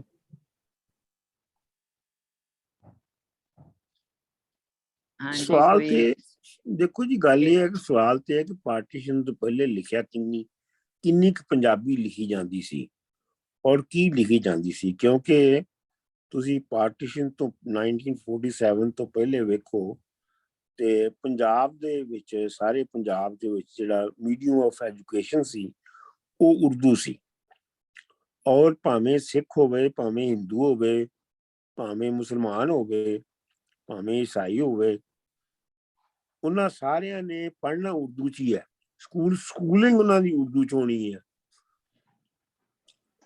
ਇਸ ਲਈ ਕਿਉਂਕਿ ਉਹਨਾਂ ਦੀ ਸਕੂਲਿੰਗ ਇੱਕ ਹੀ ਲੈਂਗੁਏਜ 'ਚ ਹੋ ਰਹੀ ਹੁੰਦੀ ਸੀ, ਇਸ ਲਈ ਉਹ ਜਦੋਂ ਜਿਹੜੇ ਲਫ਼ਜ਼ ਜਿਹੜੇ ਉਹ ਲੈਂਦੇ ਸਨ ਤੇ ਉਹ ਸਾਰਿਆਂ ਨੂੰ ਪਤਾ ਹੁੰਦਾ ਸੀ। ਹੁਣ ਮਸਲਾ ਇਹ ਹੈਗਾ ਕਿ ਹੁਣ ਸਕੂਲਿੰਗ ਜਿਹੜੀ ਹੈ ਉਹ ਈਸਟ ਪੰਜਾਬ ਵਿੱਚ ਹੋਰ ਜ਼ਬਾਨ 'ਚ ਹੋ ਰਹੀ ਹੈ ਤੇ ਵੈਸਟ ਪੰਜਾਬ ਵਿੱਚ ਹੋਰ ਜ਼ਬਾਨ ਵਿੱਚ ਹੋ ਰਹੀ ਹੈ, ਤੇ ਉਹਦਾ ਨਤੀਜਾ ਜਿਹੜਾ ਹੈ ਉਹ ਇਹ ਸਾਹਮਣੇ ਆ ਰਿਹਾ ਹੈ। ਪਰ ਜਿਵੇਂ ਇਹਨਾਂ ਨੇ ਮਜ਼ਮੂਨ ਲਿਖਣ ਵਾਲਿਆਂ ਨੇ ਜ਼ਬਾਨ ਦੀ ਅੰਦਰ ਦੀ ਜਿਹੜੀ ਸਿਰੜ ਹੁੰਦੀ ਹੈ, ਉਹਦੇ ਅੰਦਰ ਜਿਹੜਾ ਜ਼ੋਰ ਹੁੰਦਾ ਹੈ, ਉਹਦੀ ਗੱਲ ਕੀਤੀ ਹੈ। ਤੇ ਅਸੀਂ ਜਿਹੜੇ ਬਾਹਰ ਰਹਿੰਦੇ ਹਾਂ, ਅਸੀਂ ਉਹਦਾ, ਮੈਂ ਇਹ ਦੇਖਿਆ ਹੈ, ਮੇਰੀ ਆਬਜ਼ਰਵੇਸ਼ਨ ਹੈ ਕਿ ਇੱਥੇ ਮਸਲਨ ਇੱਥੇ ਜਿਹੜੇ ਪੰਜਾਬੀ ਨੇ, ਇਹ ਅਜੀਬੋ-ਗਰੀਬ ਗੱਲ ਹੈ ਕਿ ਪੰਜਾਬੀਆਂ ਇੱਥੇ ਜਿਹੜੇ ਪਾਕਿਸਤਾਨ ਦੇ ਪੰਜਾਬੀ ਆਉਂਦੇ ਨੇ, ਉਹਨਾਂ ਦੀਆਂ ਦੋਸਤੀਆਂ ਪੰਜਾਬੀ ਹਿੰਦੂਆਂ ਤੇ ਸਿੱਖਾਂ ਨਾਲ ਤੇ ਹੋ ਜਾਂਦੀਆਂ ਨੇ, ਉਹਨਾਂ ਦੀਆਂ ਦੋਸਤੀਆਂ ਪਠਾਣਾ ਜਾਂ ਸਿੰਧੀਆਂ ਜਾਂ ਬਲੋਚੀਆਂ ਨਾਲ ਨਹੀਂ ਹੁੰਦੀਆਂ। ਹਾਲਾਂਕਿ ਉਹ ਇੱਕ ਮੁਲਕ ਦੇ ਲਿਹਾਜ਼ ਨਾਲ ਉਹ ਨੀਅਰ ਨੇ ਔਰ ਮਜ਼ਹਬ ਦੇ ਲਿਹਾਜ਼ ਨਾਲ ਵੀ ਉਹ ਕਲੋਜ਼ ਨੇ, ਲੇਕਿਨ ਜੇ ਤੁਸੀਂ ਗੌਰ ਫਰਮਾਓ ਇੱਥੇ ਬਾਹਰ ਤੇ ਦੋਸਤੀਆਂ ਜਿਹੜੀਆਂ ਨੇ ਉਹ ਲਿੰਗੁਇਸਟਿਕ ਗਰੁੱਪ ਵਿੱਚ ਹੁੰਦੀਆਂ ਨੇ। ਔਰ ਅਕਸਰ ਲੋਕਾਂ ਦੇ ਇਹੋ ਹੀ ਪੈਟਰਨ ਹੈਗਾ, ਤਾਂ ਕਿ ਤੁਸੀਂ ਇਹ ਦੇਖੋ ਕਿ ਜਿਹੜੇ ਪੰਜਾਬੀਆਂ ਦੀਆਂ ਉਰਦੂ ਸਪੀਕਿੰਗ ਨਾਲ ਵੀ ਜ਼ਿਆਦਾ ਦੋਸਤੀਆਂ ਨਹੀਂ ਹੁੰਦੀਆਂ, ਕਰਾਚੀ ਦੇ ਜਿਹੜੇ ਉਰਦੂ ਸਪੀਕਿੰਗ ਨੇ। ਤੇ ਮਤਲਬ ਕਹਿਣ ਦਾ ਮਤਲਬ ਇਹ ਹੈ ਕਿ ਇਹ ਜ਼ਬਾਨ ਦੀ ਇੱਕ ਸਿਰੜ ਹੈ ਨਾ, ਜਿਹੜੀ ਇੰਨੇ ਪ੍ਰੋਪੇਗੈਂਡੇ ਦੇ ਬਾਵਜੂਦ ਵੀ ਤੁਹਾਨੂੰ ਮਜਬੂਰ ਕਰ ਦਿੰਦੀ ਹੈ ਕਿ ਤੁਹਾਡਾ ਦੋਸਤ, ਤੁਸੀਂ ਕੱਟੜ ਮੁਸਲਮਾਨ ਹੋ ਤੇ ਦੋਸਤ ਤੁਹਾਡਾ ਕੱਟੜ ਹਿੰਦੂ ਹੋਏਗਾ ਜਾਂ ਕੱਟੜ ਸਿੱਖ ਹੋ ਜਾਏਗਾ ਜਾਂ ਕੋਈ ਹੋ ਜਾਏਗਾ। ਇਹ ਜ਼ਬਾਨ ਦੀ ਸਿਰੜ ਹੈ ਨਾ। 100%। ਮੈਂ ਇੱਕ ਗੱਲ ਕਰਾਂ ਸਮੀਨਾ ਜੀ, ਇੱਕ ਛੋਟੀ ਜਿਹੀ ਗੱਲ, ਡਾਕਟਰ ਸਾਹਿਬ ਦੀ ਗੱਲ, ਜਿਹੜੀ ਮੇਰੀ ਬੈਸਟ ਫਰੈਂਡ ਹੈਗੀ ਹੈ ਉਹਦਾ ਨਾਮ ਵੀ ਸਮੀਨਾ ਹੈ, ਉਹ ਕੁਜਰਾਂਵਾਲੇ ਦੀ ਹੈ। ਅੱਛਾ, ਸਾਡੇ ਹੁਣ ਇੱਥੇ ਜਿਹੜੇ ਛੋਟੀ ਜਿਹੀ ਕਮਿਊਨਿਟੀ ਹੈਗੀ ਹੈ, ਇਹਦੇ ਵਿੱਚ ਬਾਕੀ ਦੇ ਲੋਕ ਵੀ ਹੈਗੇ ਨੇ ਉਰਦੂ ਸਪੀਕਿੰਗ, ਜਿੱਦਾਂ ਉਹ ਕਹਿੰਦੇ ਕਰਾਚੀ ਦੇ ਲੋਕ ਹੈਗੇ ਨੇ ਜਾਂ ਸਾਡੇ ਉੱਥੇ ਬਾਕੀ ਸੂਬਿਆਂ ਦੇ ਲੋਕ ਵੀ ਹੈਗੇ ਨੇ, ਪਰ ਜਿਹੜੀ ਸਾਡੀ ਦੋਨਾਂ ਦੀ ਇੱਕ ਸਾਂਝ ਹੈਗੀ ਆ ਨਾ, ਔਰ ਉਹ ਜਦ ਉਹਨਾਂ ਦੇ ਹੁਣ ਤੇ ਚਲੇ ਗਏ ਵਿਚਾਰੇ, ਉਹਨਾਂ ਦੇ ਪੇਰੈਂਟਸ ਆਉਂਦੇ ਸੀ ਜਾਂ ਮੇਰੇ ਪੇਰੈਂਟਸ ਆਉਂਦੇ ਸੀ, ਉਹ ਤਾਂ ਐਂ ਮਿਲਦੇ ਸੀ ਜਿੱਦਾਂ ਕਿ ਗਵਾਚੇ ਭੈਣ ਭਰਾ ਇੱਕ ਦੂਜੇ ਨੂੰ ਮਿਲਦੇ। ਉਹ you know she is my best friend ਔਰ ਮੈਂ ਵੀ ਉਹਦੀ ਬੈਸਟ ਫਰੈਂਡ ਹੈ। ਨਹੀਂ, ਇਹ ਬਹੁਤ ਕਾਮਨ ਪੈਟਰਨ ਹੈ ਬਾਹਰ। ਮਨਜ਼ੂਰ ਸਾਹਿਬ ਜਦੋਂ ਕੱਟੜ ਮੁਸਲਮਾਨ ਦੀ ਤੇ ਕੱਟੜ ਹਿੰਦੂ ਦੀ ਤੇ ਕੱਟੜ ਸਿੱਖ ਦੀ ਦੋਸਤੀ ਹੁੰਦੀ ਹੈ ਤੇ ਉਹ ਕੱਟੜ ਪੰਜਾਬੀ ਹੋ ਜਾਂਦੇ ਨੇ, ਉਹ ਕੱਟੜ ਮੁਸਲਮਾਨ ਹਿੰਦੂ ਨਹੀਂ ਰਹਿੰਦੇ। ਠੀਕ ਹੈ, ਬਹਰਹਾਲ ਦੇ ਇੰਜੋਏ ਈਚ ਅਦਰ, ਉਹਨਾਂ ਨੂੰ ਚੰਗਾ ਲੱਗਦਾ ਇੱਕ ਦੂਜੇ ਨੂੰ ਮਿਲਣਾ, ਇਸ ਵਾਸਤੇ ਉਹ ਉਹਨਾਂ ਨੂੰ ਪ੍ਰੈਫਰ ਕਰਦੇ ਨੇ। ਇੱਕ ਮੈਂ ਗੱਲ ਹੋਰ ਕਹਿ ਦੇਵਾਂ, ਇਹ ਨਾ ਸਮਝਣਾ ਕਿ ਸਾਨੂੰ ਕਿਸੇ ਜ਼ੁਬਾਨ ਨਾਲ ਦੁਸ਼ਮਣੀ ਹੈ, ਨਹੀਂ, ਅਸੀਂ ਆਪਣੀ ਜ਼ੁਬਾਨ ਦੀ ਗੱਲ ਕਰਨੇ ਆ, ਸਾਰੀਆਂ ਜ਼ੁਬਾਨਾਂ ਦਾ ਅਸੀਂ ਇਹਤਰਾਮ ਕਰਨੇ ਆ, ਭਾਵੇਂ ਉਰਦੂ ਹੋਵੇ, ਚਾਈਨੀਜ਼ ਹੋਵੇ, ਸਿੰਧੀ ਹੋਵੇ, ਜਿਹੜੀ ਵੀ ਹੋਵੇ, ਅੰਗਰੇਜ਼ੀ ਹੋਵੇ, ਐਸੀ ਨਹੀਂ ਗੱਲ। ਬੂਟਾ ਜੀ ਤੁਹਾਡੀ ਗੱਲ ਤੋਂ ਮੈਨੂੰ ਅਫਸਲ ਐਸਨ ਰੰਧਾਵਾ ਦੀ ਇੱਕ ਗੱਲ ਯਾਦ ਆਈ ਹੈ ਜੀ। ਅਸੀਂ ਉਹ ਜੰਗ ਫੋਰਮ ਹੋ ਰਿਹਾ ਸੀ ਤੇ ਪੰਜਾਬੀ ਦੀ ਗੱਲ ਹੋ ਰਹੀ ਸੀ ਤੇ ਇੱਕ ਬੰਦੇ ਨੇ ਕਿਹਾ ਉਰਦੂ ਕਾ ਕਿਆ ਬਣੇਗਾ, ਤੇ ਅਫਸਰ ਐਸਨ ਰੰਧਾਵਾ ਨੇ ਕਿਹਾ ਉਰਦੂ ਦੀ ਕੀ ਅਸੀਂ ਚੁੰਨੀ ਲਾ ਲਈ ਹੈ ਜਾਂ ਉਰਦੂ ਦੀ ਜੁੱਤੀ ਚੋਰੀ ਕਰ ਲਈ ਹੈ। ਤੁਸੀਂ ਇੰਝ ਦੀ ਗੱਲ ਕੀਤੀ ਹੈ ਤੇ ਦੂਜੀਆਂ ਜ਼ੁਬਾਨਾਂ ਦਾ ਕੀ ਬਣੇਗਾ, ਕਿਸੇ ਦਾ ਕੁਝ ਵੀ ਨਹੀਂ ਬਣਨਾ, ਅਸੀਂ ਤੇ ਆਪਣੀ ਮੈਂ ਬੋਲੀ ਦੀ ਬਣਨ ਗੱਲ ਦਾ ਕਰ ਨਹੀਂ ਕਿਹਾ, ਮੈਂ ਤੇ ਕਿਹਾ ਕਿ ਅਸੀਂ ਉਹਨਾਂ ਦੇ ਖਿਲਾਫ ਨਹੀਂ, ਅਸੀਂ ਉਹਨਾਂ ਦੇ ਦੁਸ਼ਮਣ ਨਹੀਂ, ਅਸੀਂ ਉਹਨਾਂ ਦਾ ਇਹਤਰਾਮ ਕਰਨੇ ਆ ਉਸੇ ਤਰ੍ਹਾਂ। एहतराम भी उर्दू का लफ्ज है जावेद साहब। अच्छा जी, चलो ठीक। एक मिनट मैनू भी दियो जी। पंजाबी दा लफ्ज है आदर करने, आदर करने जी, ठीक है जी। हाँ जी, उर्दू का एहतराम करना ना, उर्दू च एक मिनट ले लो वरिंदर जी।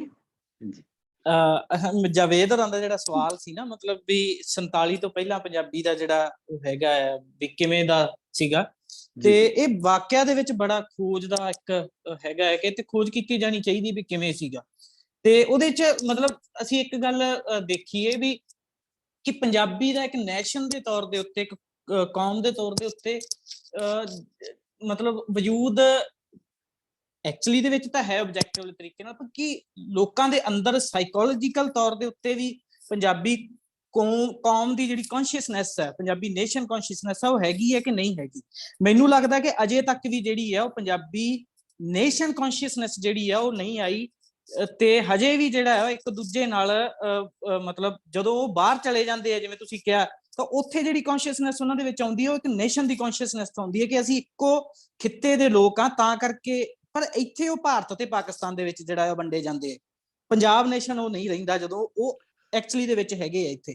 ਤੇ ਜਦੋਂ 47 ਤੋਂ ਪਹਿਲਾਂ ਦਾ ਜਿਹੜਾ ਦੌਰ ਸੀਗਾ, ਜਿਵੇਂ ਬਲਰਾਜ ਸਾਹਨੀ ਵਾਲੀ ਜਿਹੜੀ ਹੈਗੀ ਆ, ਮੈਨੂੰ ਨਹੀਂ ਪਤਾ ਕਿ ਕਿੰਨੇ ਸਾਥੀਆਂ ਨੇ ਇਹਦੇ ਵਿੱਚ ਜਿਹੜਾ ਬਲਰਾਜ ਸਾਹਨੀ ਦੀਆਂ ਲਿਖਤਾਂ ਪੜ੍ਹੀਆਂ ਨੇ, ਜਿਨ੍ਹਾਂ ਦਾ ਹਵਾਲਾ ਗੁਰਪ੍ਰੀਤ ਹੋਰਾਂ ਨੇ ਦਿੱਤਾ ਹੈ।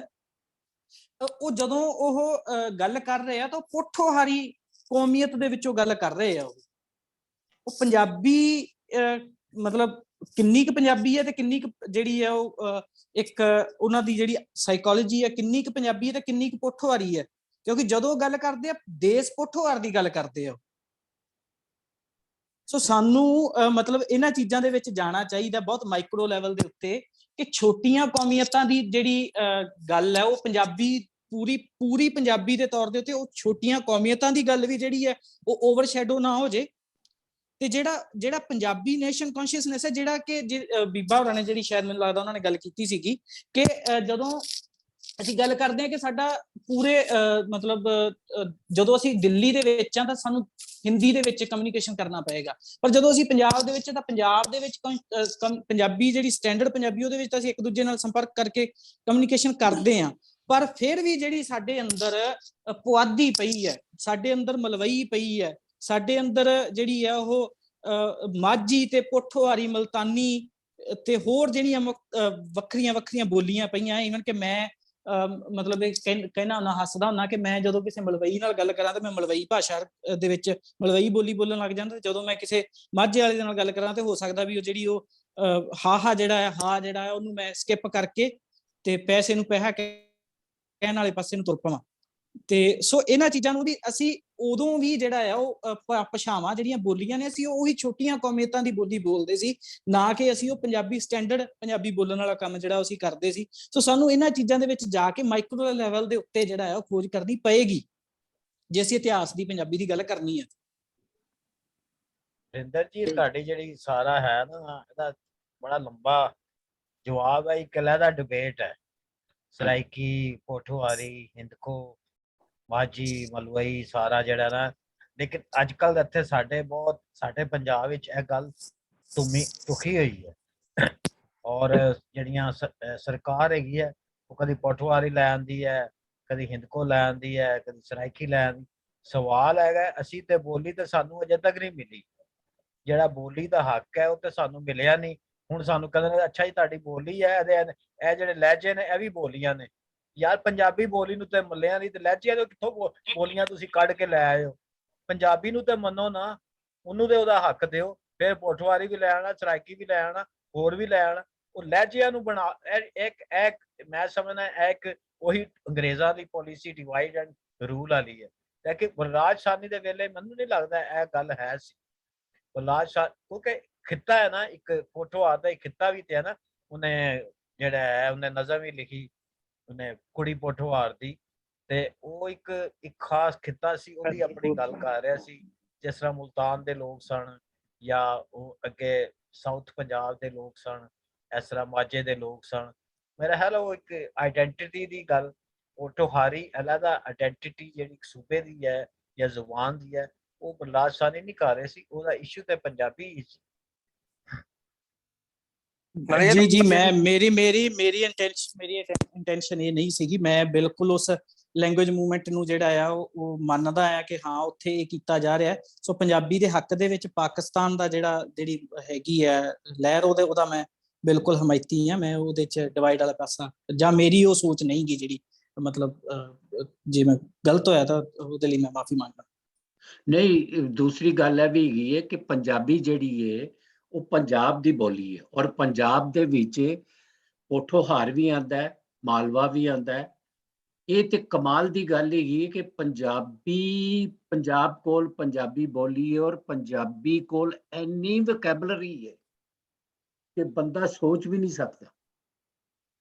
ਇਹ ਸਾਰੇ ਲਹਿਜੇ ਆ, ਇਹ ਅੰਗਰੇਜ਼ੀ ਚ ਵੀ ਜੇ ਤੁਸੀਂ ਤਾਂ ਹੁਣ ਮਾਈਕਰੋ ਲੈਵਲ ਚ ਜਾਣਾ ਆ ਤਾਂ ਬਲੈਤ ਇੰਗਲੈਂਡ ਦੇ ਵਿੱਚ 10 20 15 17 ਪਤਾ ਨਹੀਂ ਕਿੰਨੇ ਕੁ ਲਹਿਜੇ ਹੋ ਗਏ। ਅਮਰੀਕਾ ਚ ਵੀ ਡਿਫਰੈਂਟ ਤਰ੍ਹਾਂ ਦੇ ਤਰੀਕੇ ਹੈਗੇ ਅੰਗਰੇਜ਼ੀ ਬੋਲਣ ਦੇ। ਇਹ ਜਿਹੜਾ ਮਾਲਵਾ ਦੁਆਬਾ ਮਾਝਾ ਇਹਦਾ ਕੋਈ, ਇਹ ਸਭ ਪੰਜਾਬੀ ਆ। ਇਹ ਸਿਰਫ ਲਹਿਜੇ ਆ, ਹੋਰ ਨਹੀਂ ਕੁਛ, ਵੱਖਰੀਆਂ ਬੋਲੀਆਂ ਨਹੀਂ ਹੈਗੀਆਂ। ਪ੍ਰੋਬਲਮ ਇਹ ਹੈ ਕਿ ਪੰਜਾਬੀ ਦੀ ਗੱਲ ਇਹ ਹੈ ਕਿ ਆਪਣਾ ਏਕਤਾ ਨਹੀਂ ਸਾਰਿਆਂ ਦਾ। ਪ੍ਰੋਬਲਮ ਇੱਥੋਂ ਆਉਂਦੀ ਆ। ਹੁਣ ਇੰਡੀਆ 'ਚ ਤੁਸੀਂ ਦੇਖ ਲਓ ਜਿਹੜੀ ਡੋਗਰੀ ਆ, ਉਹ ਡੋਗਰੀ ਉਹਨੇ ਵਿੱਚੋਂ ਕੱਢ ਲਈ ਪੰਜਾਬੀ ਦੇ। ਉਹਨੇ ਪਾਰਲੀਮੈਂਟ ਜਾ ਕੇ ਉਹਨੇ ਦਰਖਾਸਤ ਕੀਤੀ ਸੀ ਵੀ ਅਸੀਂ ਡੋਗਰੇ ਆ, ਅਸੀਂ ਜੁਦੇ ਆ, ਅਸੀਂ ਪੰਜਾਬੀ ਨਹੀਂ। ਤੇ ਉਹਨਾਂ ਦੀ ਜਿਹੜੀ ਬੋਲੀ ਹੈਗੀ ਆ ਉਹ ਪੰਜਾਬੀ ਆ। ਬਹੁਤੇ ਪੰਜਾਬੀ ਜਿਹੜੇ ਲਿਖਾਰੀ ਆ ਮੰਨਦੇ ਨਹੀਂ ਹੈਗੇ ਜੁਦੀ ਆ, ਉਹ ਹੈਗੀ ਪੰਜਾਬੀ। ਆਪਾਂ ਸਮਝ ਲੈਂਦੇ ਜੇ ਕੋਈ ਡੋਗਰੀ ਬੋਲਦਾ, ਮੈਂ YouTube ਤੇ ਦੇਖਦਾ ਰਹਿੰਦਾ, ਮੈਂ Facebook ਤੇ ਦੇਖਦਾ ਰਹਿੰਦਾ ਹਨਾ, ਉਹ ਹੈ ਹੀ ਤਾਂ ਪੰਜਾਬੀ ਆ। ਤੇ ਗ੍ਰੇਸ ਨੇ ਵੀ ਪੰਜਾਬੀ ਮੰਨੀ ਸੀ, ਪਰ ਉਹ ਕਹਿੰਦੇ ਨਹੀਂ ਸੀ ਪੰਜਾਬੀ 'ਚ ਨਹੀਂ ਰਲਣਾ। ਉਹ ਸਰਕਾਰੀ ਪੱਧਰ ਤੇ, ਸਰਕਾਰੀ ਲੈਵਲ ਤੇ ਉਹ ਜੁਦੀ ਹੋ ਗਈਆਂ। ਜੇ ਆਪਣੇ ਸਾਰਿਆਂ ਦੀ ਏਕਤਾ ਹੋਵੇ ਹਨਾ, ਫਿਰ ਇੱਥੇ ਤੇ ਗੱਲ ਪਹੁੰਚਣੀ ਨਹੀਂ ਸੀਗੀ। ਉਹ ਪ੍ਰੋਬਲਮ ਇਹ ਹੈ ਕਿ ਹੁਣ ਸਾਰੇ ਹੌਲੀ ਹੋਏਗੀ। ਜਿਹੜੇ ਪੁਆਧੀ ਆ, ਮਾਝੀ ਆ, ਮਲਵਈ ਆ, ਆਪਾਂ ਮੰਨਦੇ ਵੀ ਇਹ ਪੰਜਾਬੀ ਆ, ਪਰ ਜਿਹੜੇ ਬਾਕੀ ਆ ਉੱਥੇ ਵੀ ਪ੍ਰੋਬਲਮ ਪੈ ਜਾਂਦੀ ਹੈ। ਜਿੱਦਾਂ ਹੁਣ ਹੁਣ ਪਟਵਾਰ ਦਾ ਵੀ ਰੌਲਾ ਚੱਲਦਾ ਸੈਂਸਸ ਦਾ। ਮੈਂ ਪੜ੍ਹਿਆ ਸੀਗਾ ਵੀ ਪਟਵਾਰੀ ਵਿੱਚ ਨਾਡਰ ਵਾਲੇ ਕਹਿੰਦੇ ਜੁਦੀ ਕਰਨੀ, ਹੁਣ ਵਿੱਚੋਂ ਫੇਰ ਕੱਢ ਦਿੱਤੀ ਸੈਂਸਸ ਤੇ। ਤੇ ਜਿਹੜੇ ਸਰਾਇਕੀ, ਮਲਤਾਨੀ ਆ, ਬਹਾਵਲਪੁਰ ਰਿਆਸਤੀ ਆ, ਇਹ ਵੀ ਸਾਰੀ ਜੁਦਾ ਆ। ਜੇ ਏਕਤਾ ਸਾਰੇ ਪਾਸੇ ਹੋ ਜਾਵੇ ਤੇ ਆਪਣੀ ਬੋਲੀ ਤਾਂ ਬਹੁਤ ਰਿਚ ਆ, ਅਮੀਰ ਆ, ਆਪਾਂ ਸਟੈਂਡਰਡ ਕਰ ਸਕਦੇ ਹਾਂ। ਤੇ MS ਰੰਧਾਵੇ ਨੇ ਵੀ ਇਹ ਆਪਣੀ ਕਿਤਾਬ 1960 'ਚ ਛਪੀ ਸੀਗੀ ਪੰਜਾਬ ਬਾਰੇ, ਤੇ ਉਹਨੇ ਵੀ ਉਦੋਂ ਕਿਹਾ ਸੀ ਵੀ ਸਟੈਂਡਰਡ ਜਿੱਦਾਂ ਬਣੀ ਨਹੀਂ ਜਦੋਂ ਬਣਨੀ ਚਾਹੀਦੀ ਸੀ। ਪਰ ਏਕਤੇ ਦੀ ਗੱਲ ਆ, ਇੱਕ ਕੰਟਰੀ 'ਚ ਹੋ ਕੇ ਏਕਤਾ ਹੈ ਨਹੀਂ। ਆਪਾਂ ਤਾਂ 2 ਕੰਟਰੀਆਂ ਦੀ ਗੱਲ ਕਰਦੇ ਹਾਂ। ਇੰਡੀਆ 'ਚ ਏਕਤਾ ਹੈ ਨਹੀਂ, ਉਧਰੋਂ ਲਹਿੰਦੇ ਪੰਜਾਬ 'ਚ ਵੀ ਏਕਤਾ ਹੈ ਨਹੀਂ। ਜੇ ਏਕਤਾ ਹੋ ਜਾਵੇ ਤੇ ਆਪੇ ਸਾਰਾ ਕੁਛ ਮਿਕਸਅਪ ਹੋ ਜਾਵੇ ਤੇ ਸਟੈਂਡਰਡ ਨਵੀਂ ਬਣ ਜਾਵੇ। ਪ੍ਰੋਬਲਮ ਇੱਥੋਂ ਆ। ਇਹ ਬਹੁਤ ਗੱਲ, ਇਹ ਨਹੀਂ ਮੁੱਕਦੀ ਗੱਲ ਅੱਜ। ਹਾਂਜੀ ਨਹੀਂ ਜੀ, ਅਸੀਂ ਗੱਲ ਮੁਕਾਨੇ में ਹੁਣ, ਕਿਉਂਕਿ ਇਹ ਗੱਲ ਮੁੱਕਣ ਵਾਲੀ ਨਹੀਂ ਹੈ। ਹਾਂਜੀ, ਗ੍ਰੇਅਰਸਨ ਨੇ ਨਾ ਜੀ ਪੰਜਾਬੀ ਨੂੰ ਤੇ ਲਹਿੰਦੀ ਨੂੰ ਵੱਖਰੀਆਂ ਜ਼ਬਾਨਾਂ ਮੰਨਿਆ। ਗ੍ਰੇਅਰਸਨ ਦੇ ਉੱਤੇ ਯਕੀਨ ਕਰਨਾ ਕੋਈ ਬਹੁਤਾ ਮਤਲਬ ਵੱਡਾ ਚੰਗਾ ਕੰਮ ਨਹੀਂ ਹੋਏਗਾ। ਬਾਕੀ ਮਸਲਾ ਸਿਰਫ ਇੰਨਾ ਹੈ ਕਿ ਸਾਨੂੰ ਪੰਜਾਬੀ ਰਹਿੰਦੇ ਹੋਏ ਕੌਮੀਅਤਾਂ ਦੀਆਂ, ਜਿਹੜੀਆਂ ਛੋਟੀਆਂ ਕੌਮੀਅਤਾਂ ਦੀਆਂ ਦੀਆਂ ਬੋਲੀਆਂ ਨੇ, ਉਹਨਾਂ ਨੂੰ ਵੀ ਰਿਕਗਨਾਈਜ਼ ਕਰਨਾ ਪਏਗਾ।